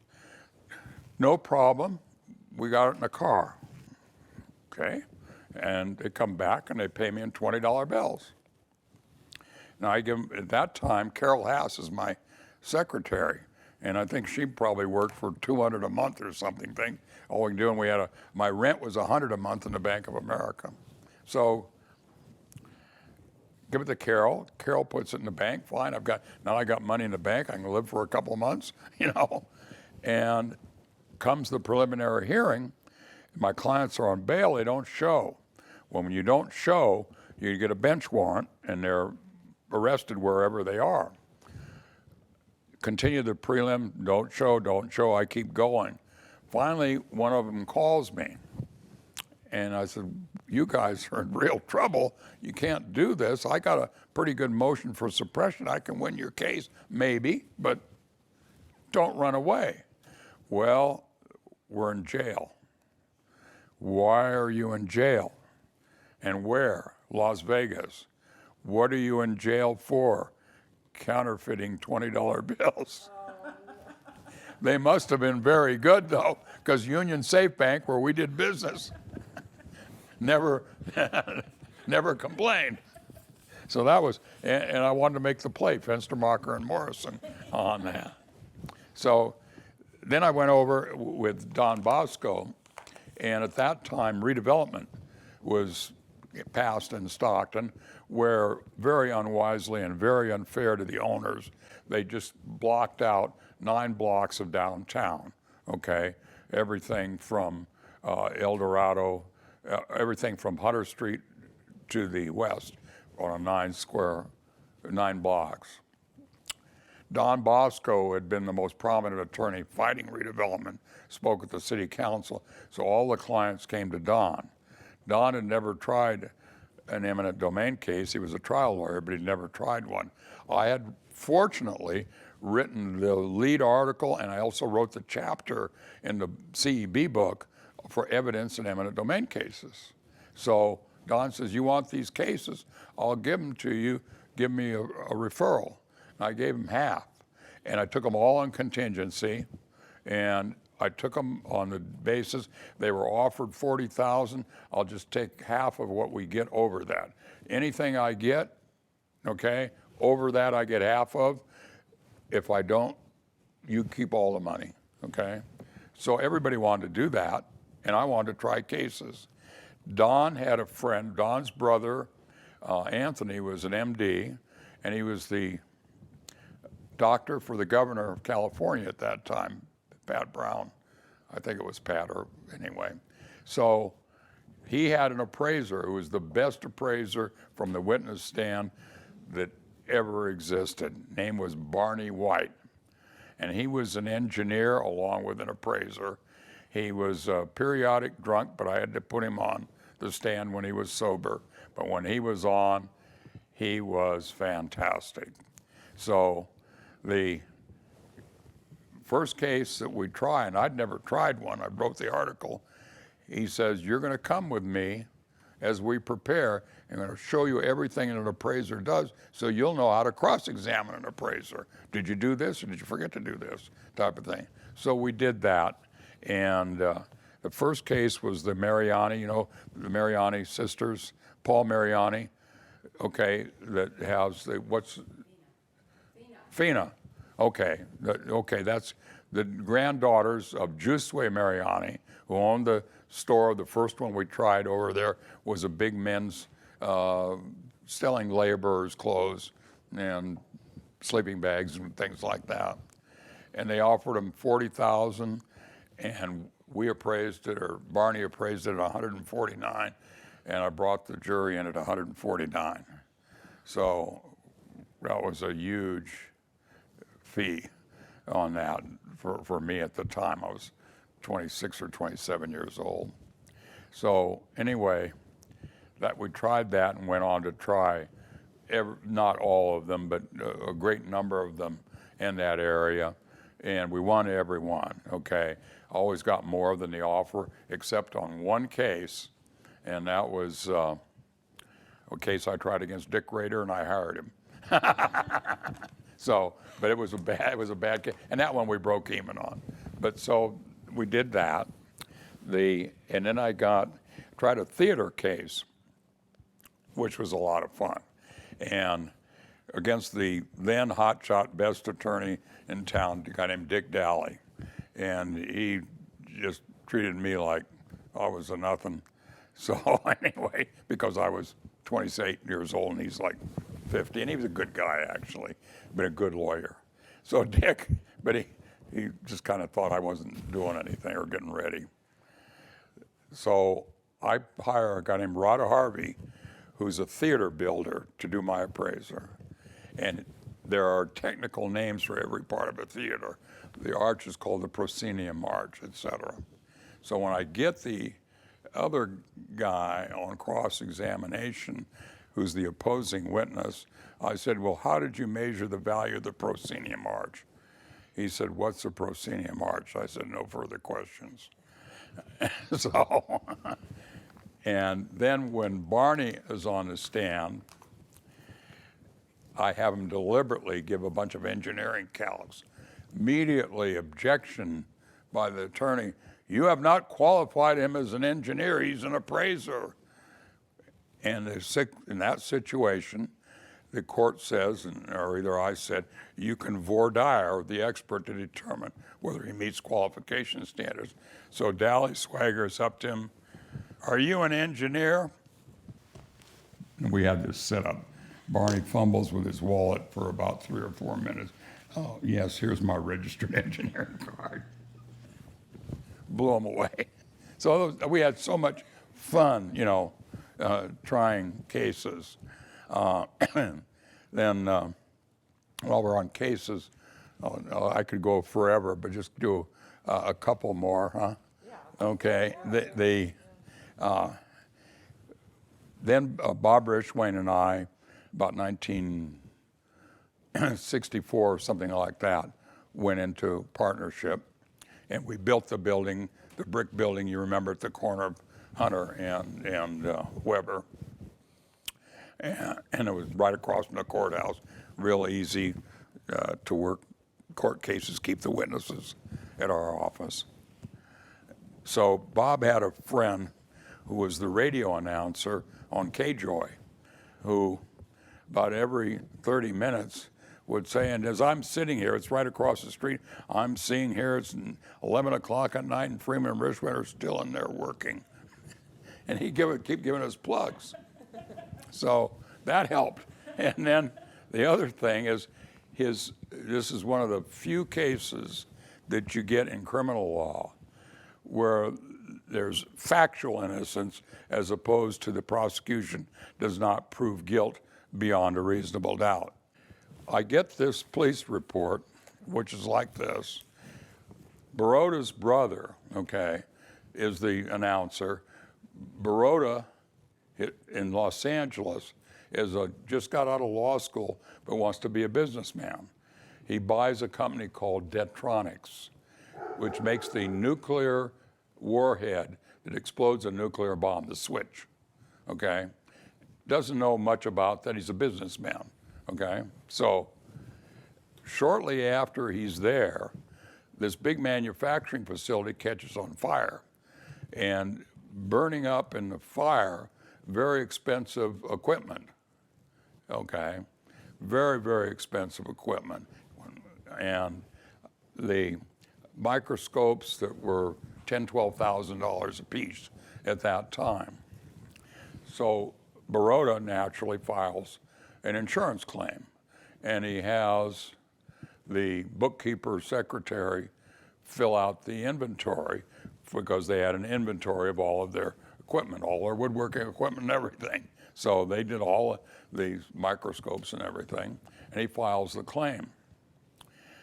And there's a claim on microscopes that had previously been sold at a technology auction in Oregon, in Portland. So it's a false claim. So the insurance investigator goes to the district attorney and has the district attorney indict for insurance fraud. That's when I get the case, okay? And because the brother says, get Max to go defend it. So I moved my car down to LA and everything to defend this case. And he says, I didn't do it. I said, even the FBI says you were stolen, and all these things. So, and I come to believe that he really didn't do it, and we got to figure out what happened. So here's what happened. The plant manager engineer was being blackmailed. He stole the microscopes and sold them in Portland and left them on the books. They weren't detracted from the books. The lady who was doing the insurance claim personally didn't like my client. And so she added things into the insurance claim that weren't there and told the insurance investigator that my client, Baroda, had told her to inflate the claim. So those two witnesses are against me. Of course, the guy that stole the microscopes denied that and says, no, this was just a false claim, okay? I hired the investigator who investigated the Marilyn Monroe death in Los Angeles to stake out his garage because we believed that he had microscopes still hidden in the garage. That never came. We couldn't afford to do too long a stakeout, and we never did establish that. Then the FBI guy testifies against me. Baroda did sell a microscope, but it was not one that he made a claim on. He took that off the claim. Everybody uses this service, this auction down there. I sold an old one down there. The FBI testified that he sold one as on the claim. On cross-examination of the FBI agent, he realizes he transposed a number. So now I'm into the fourth or fifth day of a preliminary hearing. Most preliminary hearings half a day, it'd be a lot, okay? A lot of them we do in an hour. You're just not a defense, okay? So we're on the fourth or fifth day, and I'm going out to lunch, and the DA comes over to me and says, can we have lunch together? And he says, what do you say if I dismiss this case? And I talked to my client. But I mean, this is a case where somebody can get accused and be dead bang innocent. Now, we've won others, proved that there's, on the defense side, that they haven't proven their case, the prosecution beyond a reasonable doubt. But that was one that, and after that, he took tools, which you'll see in my office, that are used to make the warheads, had them gold plated, and made a big display, thanks Max. And that, I don't know if you've ever seen that in the office. But anyway, yeah, and that's from that case. Anyway, I thought that was the nicest thing that he could do. Anyway, along the way, I buy a lot downtown where Alex Spanos wants to build a office. He built the park office is about 600, about park in El Dorado, okay? So, and he says, you want a joint venture with me? Well, I didn't have enough money to go one-on-one with him. I said, no, I'll just sell you the lot. And then he built his first apartment, Alex Spanos did, on Benjamin Holt. And on the east of Pacific Avenue, about 2 blocks, 112 units. And he wanted to sell it. And we were still talking to each other. I said, I'd like to buy it. I didn't have any money, but I'd like to buy it. So he wanted it's 112 units. He wanted $1,200,000. Well, Bob and I didn't have any of that. So we got a loan of $1 million, and we got Alex to carry $200,000, and we bought it. And he just wanted to establish a market value and a first sale. Along comes winter, and it floods. So I call Alex and I say, hey, you got to make this good. He says, you bought it, it's your problem. I mean, that's kind of, I said, no, you build it and you're going to pay for it. So I filed a lawsuit against him, and I hired Albert Sanguinetti, the engineer, my friend, and sure enough, he did not meet specs. He put in a short foundation that was not above the water level and that sort of thing, and win. Alex is represented by his brother. And so we get paid for all the fix and lost rent and all that kind of stuff. And about a week later, Alex calls me. I figure he's mad at me by now. He says, can I meet with you? I said, sure, come on down. And he comes in, he says, would you be my lawyer? I said, absolutely. I always liked him, he was a great guy. And so to this day, Michael now, we represented the Spanoses, and so that was really good. And because of that, then I started playing golf with him. Alex, by the way, Alex's career started in selling food to the camps, to the Mexicans who are here on green cards and other goods and services, and made enough money that he retired to become a professional golfer. And Alex played in England at I forget the name of the big tournament in England as a competitor, British amateur, played in the British Am. And then by the time we played, he was like a 10 handicap, but very good player, very good athlete. And because of him, and then I met Harry Oranges, who's Sandy. Why don't you come over here by me? Anyway, Harry Oranges was in the bearing business, and he was doing about $3 million a year at that time. And when he hired me, he wanted to build the company by acquisition, and he, in about 10 years, built it to $300 million, and then sold out to a French company called Leroy Samero that's in the international bearing business. So, but during that time, Harry was like Sky Masterson and Guys and Dolls. He won a golf tournament over here, walks in and says, everybody to unlock Sam's on me, okay?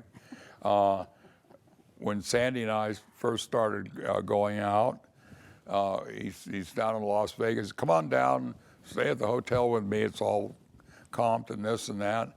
Walk in the afternoon, and Harry's shooting dice for a lot of money, and a gal, goofy-looking gal, looked like she was out of Brush Creek, Missouri, with a hat on with a feather on it, gets the dice, and I've never seen anybody get a roll like this, and I've been around it a lot. Harry won $100,000 in her roll. Tipped her $1,000, tipped the dealers $1,000, invited the girl with the funny hat to dinner with us. And that was a fish out of water circumstance. And so anyway, that's kind of the guy that Harry was. He was devil may care, always did everything to the hilt. A big bet on the football games, terrific golfer, sportsman, just a fun guy. And because of Alex, then I met Harry. And then I started doing a lot of Fritz Groupie's work because of Harry too. So that moved me more over to doing less litigation and more contractual work and acquisition work. And then Alex, at that time, wanted to buy a baseball team, the Oakland team, that had just won the World Series. And so I got to work with Al Davis, who was trying to put it together, and did a lot of the analysis and thought it was a bad deal. Now, it probably was a good deal in terms of owning any kind of franchise, but they were losing money. They were leaking oil, okay, bad. And then Alex got the chance to buy the San Diego Chargers, and I got to do the acquisition of the Chargers, okay? And Chargers at that time were primarily owned by Baron Hilton and Gene Klein. And Gene was a movie producer and a horseman. So after we signed all the papers and back and forth, it took a day, almost of a day, we're going down the elevator with Gene Klein, and he just won a Kentucky Derby with one of his horses. And I don't know how it came up, but Alex asked him, "Aren't you going to miss the football team?" And he says, "No." He says, "The horses don't have agents." So anyway, I got to do a lot of that. That was fun. And let's see what else. Didn't you have a horse for a while? Oh, yeah. So then another guy who testified in farmland cases for me, I tried some farmland eminent domain cases, was Grant Whitmer, who was just a wonderful guy. He'd been a star football player in Kansas, and so he was sturdy, but he was a horseman and been into horses all his life, and I always thought it'd be kind of neat to get a horse, and I knew my mother would like it too. So I bought a horse, I can't remember the name of it, and he came in a couple of times, but I was never there, but my mother got to see him win and go down where they gave the roses and that sort of thing. And then he went out to pasture. Then we bought another horse, and the horse, by all rights, should have done good, according to Grant, good breeding, long legs, whatever they look at on a horse, right ears. So anyway, the horse was not winning. So Grant is really mad at the trainer, about to fire the trainer. But Grant's sick, so Sandy and I go to the races, and I go down to talk to the trainer. I want to know where to bet on the horse. And the trainer says to me, if he don't die, he wins. And I thought, well, so I bet on him, and my friends bet on him. Horse is winning the race and comes down to the last furlong and drops dead. And I didn't realize he'd shot him. He must have injected him, because Grant said he was going to fire him. And that was horrible. And I called Grant, and I said, I want an autopsy. He said, forget it, type of thing. But that was We had the horse on that. Then we all went back to skiing. Elizabeth and I had a wonderful ski trip to France with Albert and Dave and Geraldine and I don't know, Peter Solomon maybe, that went. And we skied Switzerland and we skied at Mont Blanc, which was terrific. And Elizabeth and I climbed up. We skied from the top of Mont Blanc, which is 15,200 feet. And I don't breathe very well anyway. And the run was 10,000 feet of vertical. Okay, squaws maybe 2,900 feet of vertical. Okay, so this is 10,000 feet of vertical. And we took most of the day to get down to have lunch at a nice little place down there. And then we went to Paris, and Elizabeth wanted to go dancing, made me stay upstairs. That's the truth. Told me to go upstairs, so I had to go upstairs on that. How old were you then? 17. 1970 about. Unfortunately, John and I divorced and married Joanne, and we had Mindy and Alicia, who's here, and Alicia's kids, we're going to have photos of them and photos that will integrate into this, and Elizabeth's children, and a picture of Aiden, Mindy's son. And so we'll have those in there. And then we've skied all over. We've skied in Aspen. And, I got to tell Alicia's ski story in Aspen. We're skiing with Dean Spanis and Ron Duggar. And so we got to rent equipment for Alicia. And the night before I go in, she tried on boots. No, they're too small, too small, too small, too small. Finally, we get boots for Alicia. We go out, and she's a good skier. And we go out skiing the next day, and she comes out of her boots, not just the skis. But I guess they were. Wasn't that the slalom? I don't think I was just skiing. I think I was doing the slalom. And Well, then you it- came out, yeah. Yeah. Well, you were doing it. I wanted comfortable boots. They were. We're doing the NASTAR. Yeah, we're doing the NASTARs, yeah. And then I wore them on the wrong feet. Oh, that helps too. I didn't remember that part, and so, but so then we skied Lake Tahoe. My dad sold the first cabin we had and got a little bigger one, again for $3,000, and we're up there when my dad died. But before that, we would, go to Tahoe every summer and do that. What year did you buy the place you have now? Let's see.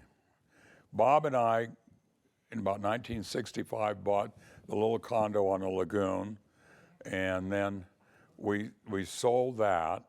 It's right across from where we park our boat now. You know where it is. And then this was one on the water, and we were the second owners, and we bought that probably 67. Yeah, about 67. Those things were bargains. They were selling on the water, the first condo, with a boat slip, 3 bedrooms, 2 baths, carpeted, totally done, $35,000. I mean, nothing, relatively. And we sold that and, got the one over where we're at now on the lake. But, I mean, everything was not as crowded then either. And the first, at Tahoe, when my parents had the place, they go to the casinos, and there was a movie at Bijou, which is 2 miles this side of the line. Right where the Bijou Center is now is a different building. Only silent movies. They didn't do talkies and that. So my friend Buddy Adams and I would go to that movie. Buddy Adams' mother, Edna, was my mother's roommate in nursing school. And it's 1932. And they were so poor, both of them. They had nothing. They had one cocktail dress between them and one pair of high heels between them. Other than that, they had uniforms. I mean, that just nothing. And that was kind of another thing. Then she marries my dad, and everything is fabulous, okay? And then my dad dies, and we go back to poverty. And so when I started making money, I told you that first year, second year, I figured, well, she loved to travel. And so Europe particularly, go to Europe. So I bought her a trip from Ernie Segali's, best hotels, the best first class airport, best of everything. And I thought she would want to return to what she had. And so she goes, she comes back. There's 3 weeks. She's at the Plaza Athénée in Paris and the Cano in London. I mean, the best of everything.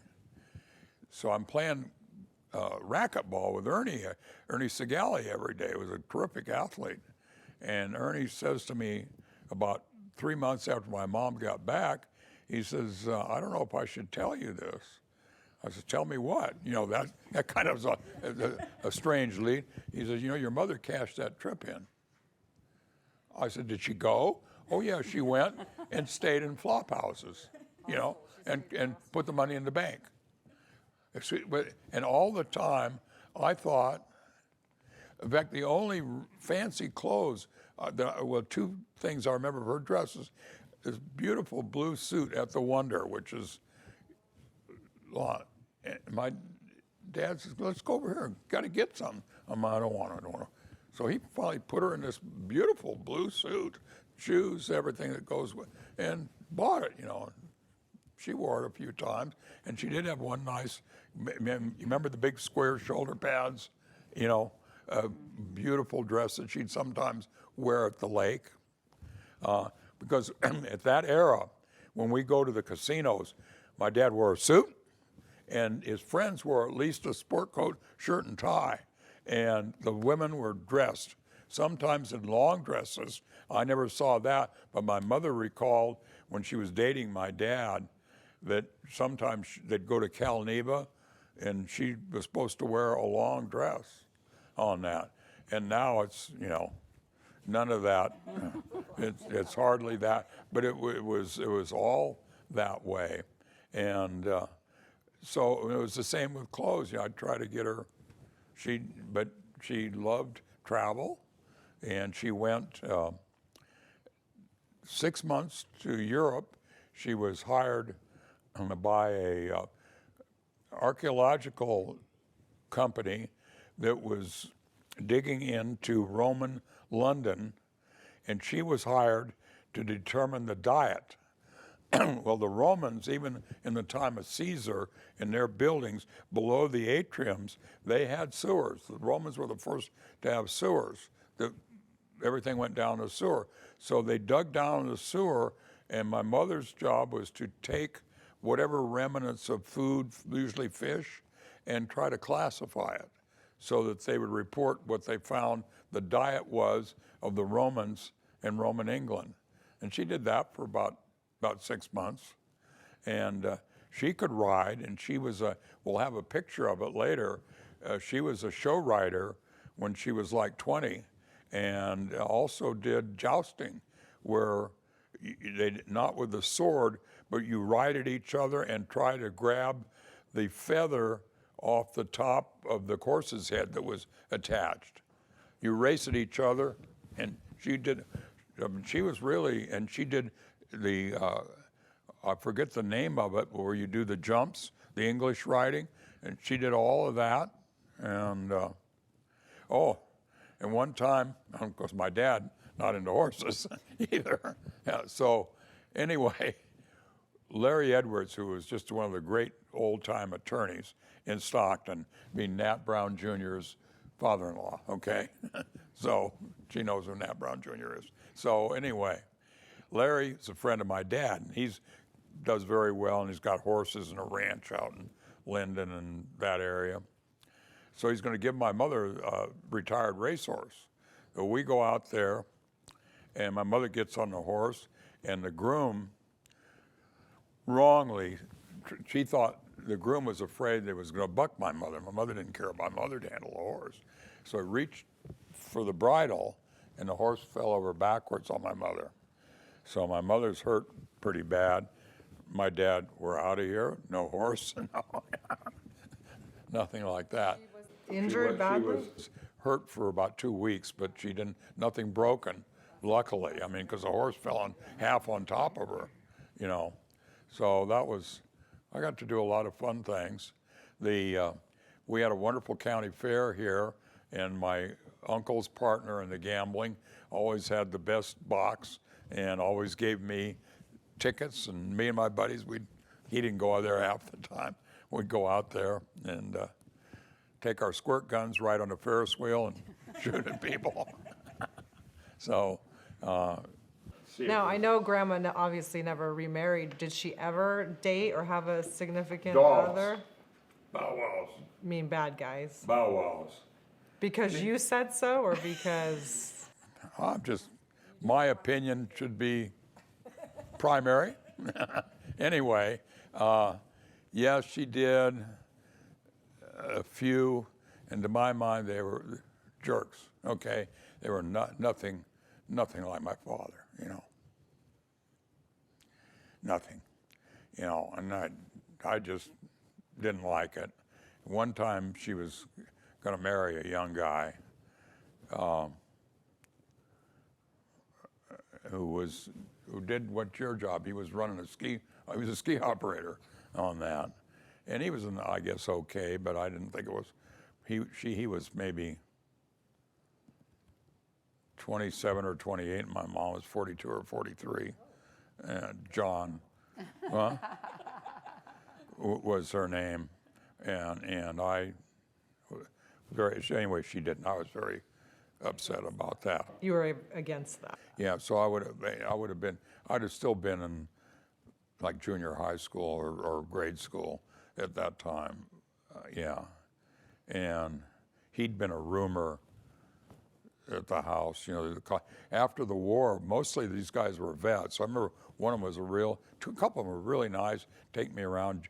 Jack Streblow, who had been in the Air Force, and he'd play games with me, and another guy named Ralph Wadsworth, who was a chief violinist at UOP, and he, take me to the swimming pool or whatever.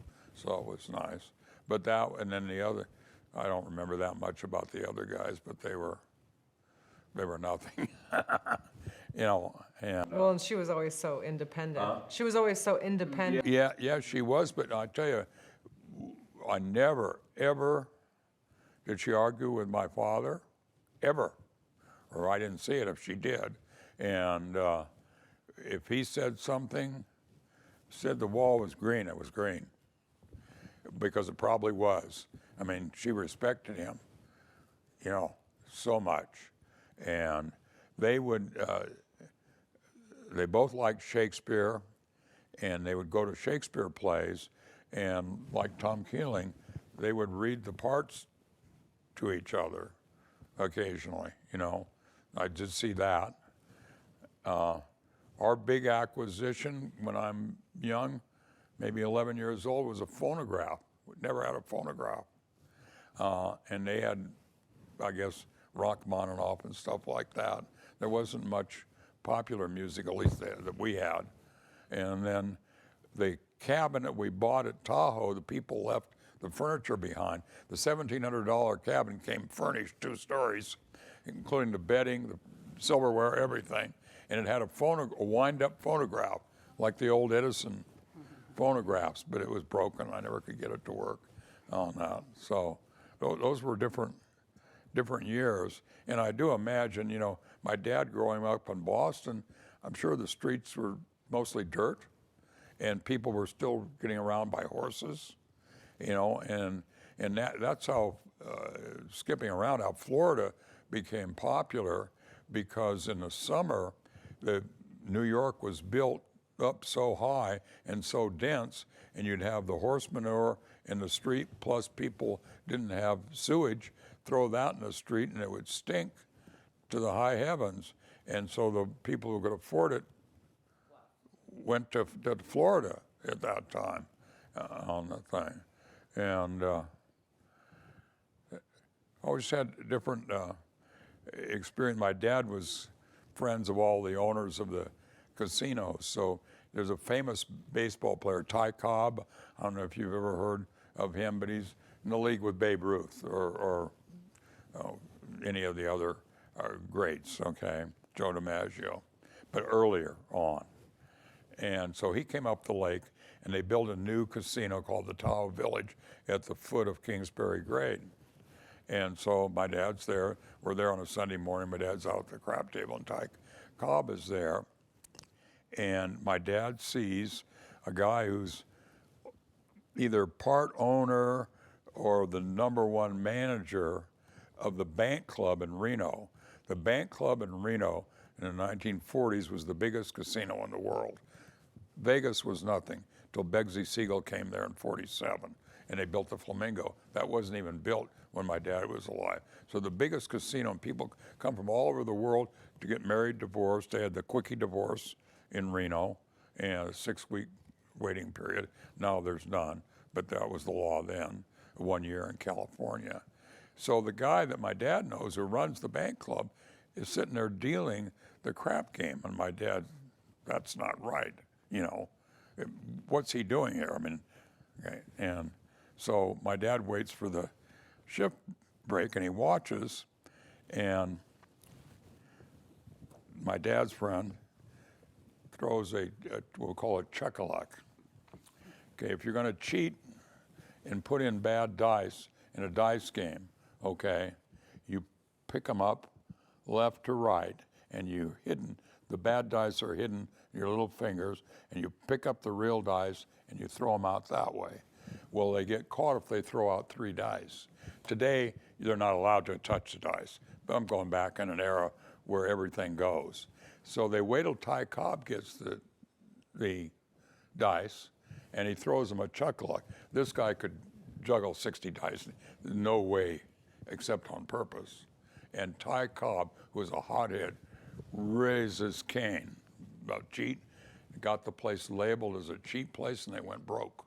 And that was the purpose of the Bank Club, which he really did own, along with Graham and McKay, of putting Tahoe out of business. That was the competition at that time. So I got to see that.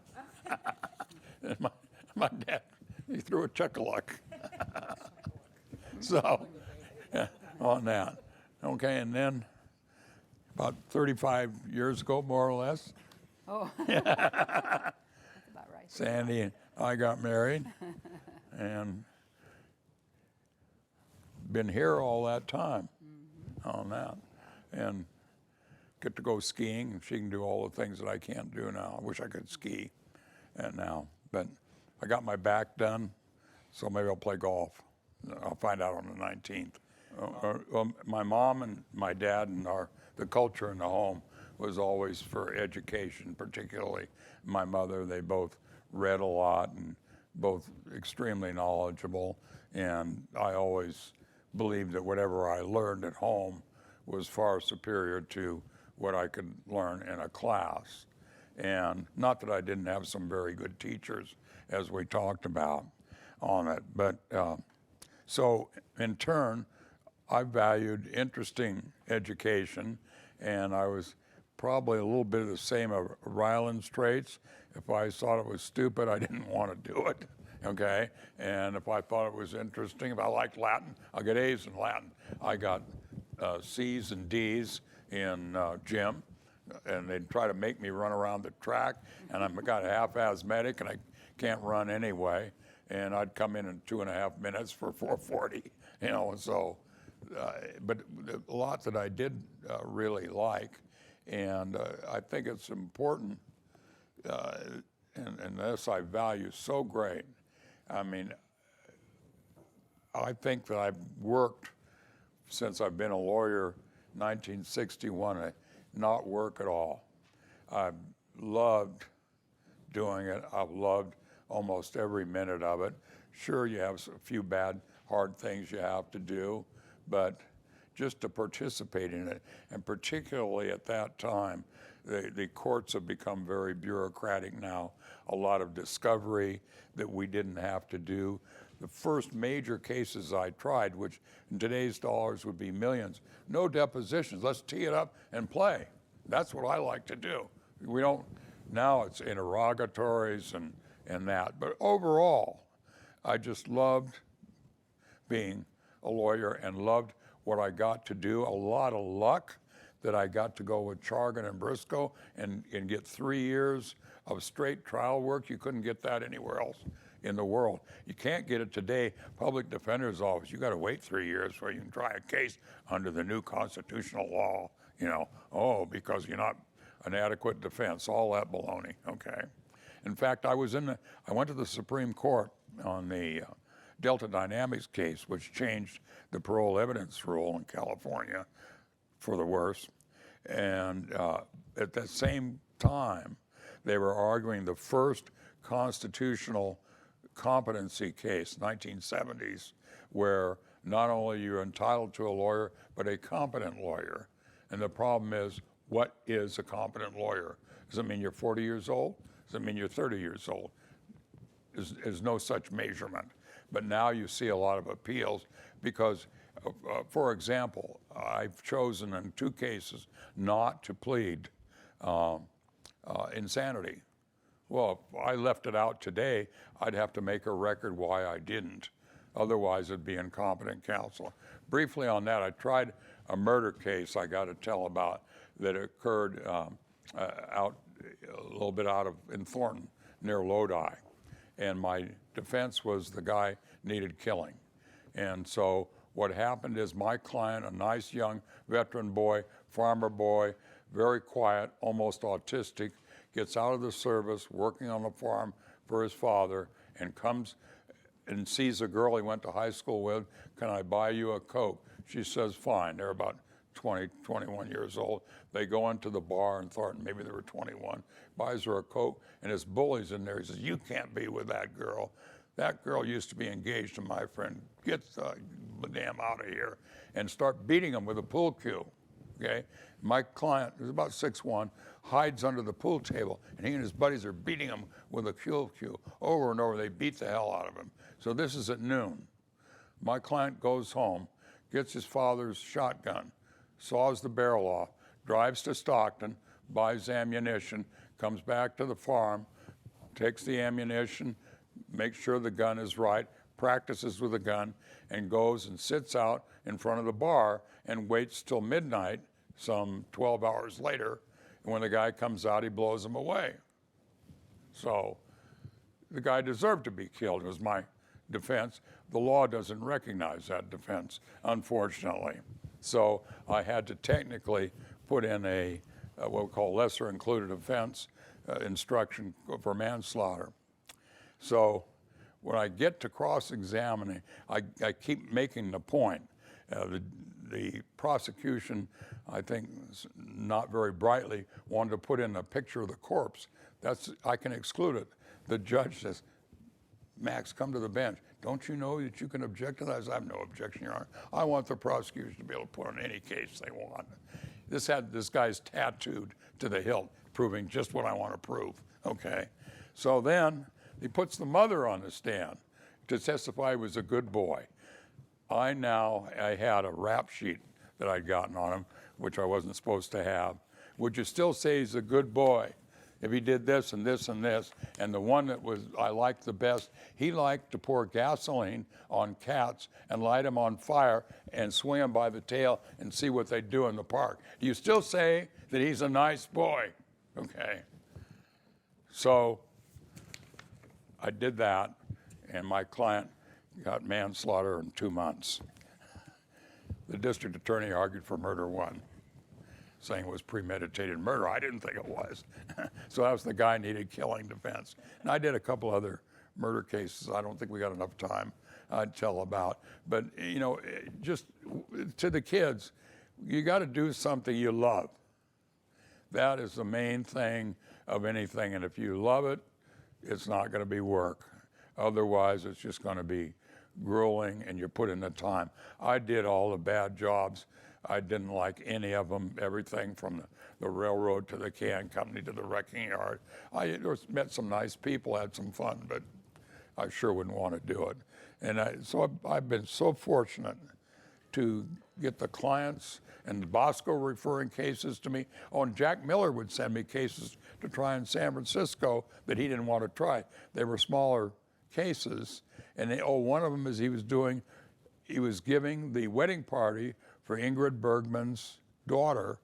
I forget her name. Ingrid Bergman had a daughter by Roberto Rossellini, the Italian producer. I don't think they were. Huh? Isabella. So anyway, I would say that, and the other is honesty. You just have to be honest in all your dealings, with people, and have them know that you're fair, in your dealings.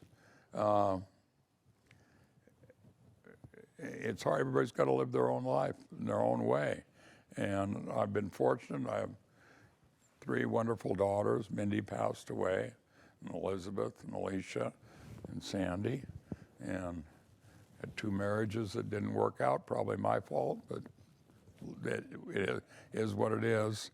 I can't relive things, and I think it's important. I always revered all of my grandparents and parents and how they got here and what they did, and I think now I bet my grandmother walked 300 miles with people escaping the Tsar to the Black Sea. Odessa is where that she would have gone to, and Odessa out of the Black Sea through the Dardanelles by Turkey and into London. And to wind up, she said she wound up in Boston, didn't know the language, didn't know where to go, didn't have any money, what to do, and this nice man was nice to her. Must have been my grandfather. And he was 38 or 39, and she was like 20. And he died, and he also had worked in the mills, and he died out of his death certificate of phthisis. You never heard that word, okay? But it's the plugging up of the lungs from the wool. So, I mean, what a hard life. What a hard life. And somehow he had this brother who apparently did extremely well, the one that was the father of Gordon Bunshoft. So then all the spellings, they're all the same. B-U-N-S-H-O-F-T. My dad was C-H-O-F-T. I asked my Uncle Harry, what does the Harry B mean? B means nothing, like Harry Truman, Harry S. Truman. They were sworn to deny Bunshoft, and only my mother knew that we were really Bunshofts on it. So, anything else? I know. No, just I'm very fortunate,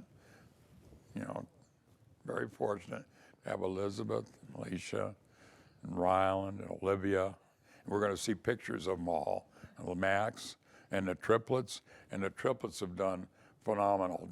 Jack is a math whiz, #1 in the United States in high school. Okay, went to MIT, got out quick, went to Wall Street and started at over $200,000 a year. So he's a math whiz and just plays the computer game now, and so he's doing well. Sarah is studying DNA at MIT, and they're going to make inventions that will change medicine.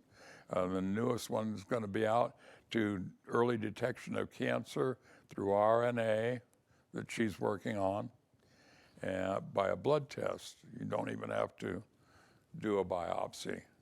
And Alicia's kids are still in high school and grammar school. my kids play sports. They're young and we're excited. Yeah, and Ryland, they're like Alicia, they're all fantastic athletes. Ryland is gonna go to college on a swimming scholarship, and Olivia, good swimmer, and Max can play any sport. So have that. And then Sandy's son, Jenny's in Hawaii, and she's the smartest of all of them. She's got a job in Washington, D.C., and she's with her boyfriend in Hawaii and does her job on computer on the beach.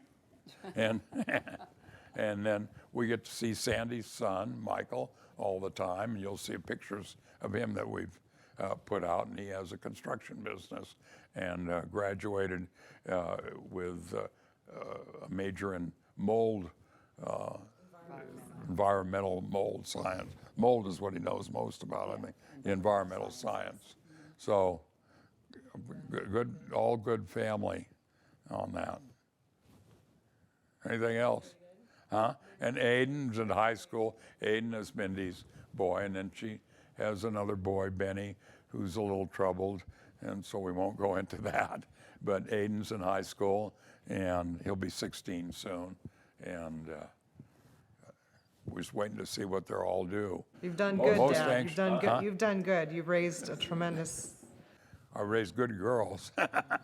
Yeah, be thankful you didn't have boys. And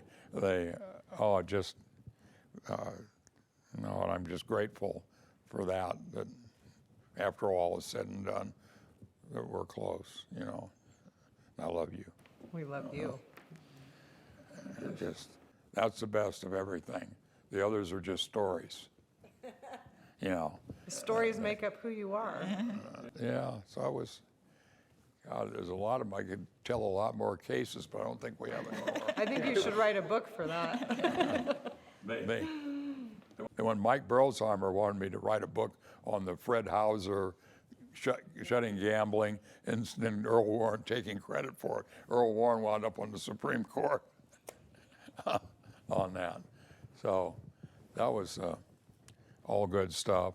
Okay, and most important, blessed with 8 wonderful grandchildren. First, I have to say that he's not here today, but Elizabeth married Michael, who's been a wonderful son-in-law, and Alicia married Tedder, who's a wonderful son-in-law. Michael's a lawyer and has taken over the practice and doing a wonderful job and has opened up in Sacramento. Tedder is a graphic artist and a world-class swimmer who won his age group over 50 in the 100, right? I think in the 100, won the seniors nationwide. Still in great condition, and he in turn, has taught his kids that. But Elizabeth then had triplets, okay? And because triplets is a real medical specialty, we went to Arizona to have them delivered. And this particular doctor, I don't remember his name, but I sure remember flying over there, and they had one nurse per baby 24/7 with complete 100% coverage. And every child has done well. The triplets have all had a great education, and they went to Stanford and to MIT, Jack going to MIT, and Sarah going to Stanford, and Jenny going to Claremont, okay? And at this point in time, Jack is working on Wall Street in a private investment firm where he plays on a Bloomberg computer and makes money all day for the company he works for. His greatest requirement, they'll let him go to work in shorts and sandals. And he's very, very, very good in math. Again, he did number 1 in high school and a math major at MIT. Sarah in science is working on DNA and RNA in the forefront and on a doctoral program at MIT. Jenny is with her very wonderful boyfriend Alex in Hawaii, and in Hawaii she has a job in Washington for a firm that they let her do it on computer lying on the beach in Hawaii, which is great, okay? Then my middle daughter, passed away a few years ago, has 2 boys. There's Aiden, who's in high school, and Benny, who finished high school and is working and thinking about what he intends to do. And then Alicia has 3 wonderful children. Rylan, who's a star swimmer like his dad, and is going to get a swimming scholarship in Colorado at Grand Junction at Mesa Colorado School. Okay, and then Olivia, who's in high school, very artistic, very sharp, very pretty. And we have wonderful pictures of her that you will see. And then there's little Max, and so he's to be the 3rd Max, my grandfather Max. I'm Max, and grandson Max, and he's very, very smart and overall athletic, can play any game well, and is super social and lots of fun. So this is for them, and for my daughters, and for whoever may come after. Always loved dogs, and my first dog, Telmer, we told about, and then Shadow, who could find my classes, and I took him to college, and he would go at Cal. He lived in the fraternity house with me and go to classes, and then after Telmer, we had Dax, and we had a St. Bernard, Augie Doggy, and Augie Doggy would chase Elizabeth to school, and I'd get called from the law office, come and get the dog, but he was a sweet dog. And then we had Dax, who was a Labrador, again, very, very smart. And then after that, Sandy and I have had 2 wonderful Rottweilers. Baron 1 is the only dog that would dive. He would dive to the bottom of a pool to get his toys, where most dogs will not let their ears get that wet. And then when we had Louie, whose picture you'll see on the wall, and where's Shadow? He's here now. Shadow. Here's Shadow. Here, come here, Shadow. Come on. Oh yeah, come here. Okay. Oh, come on. Oh, can you come up here? Okay, Shadow. Can we see Shadow? Oh. All right. Okay, Shadow. Shadow lives the life of Riley.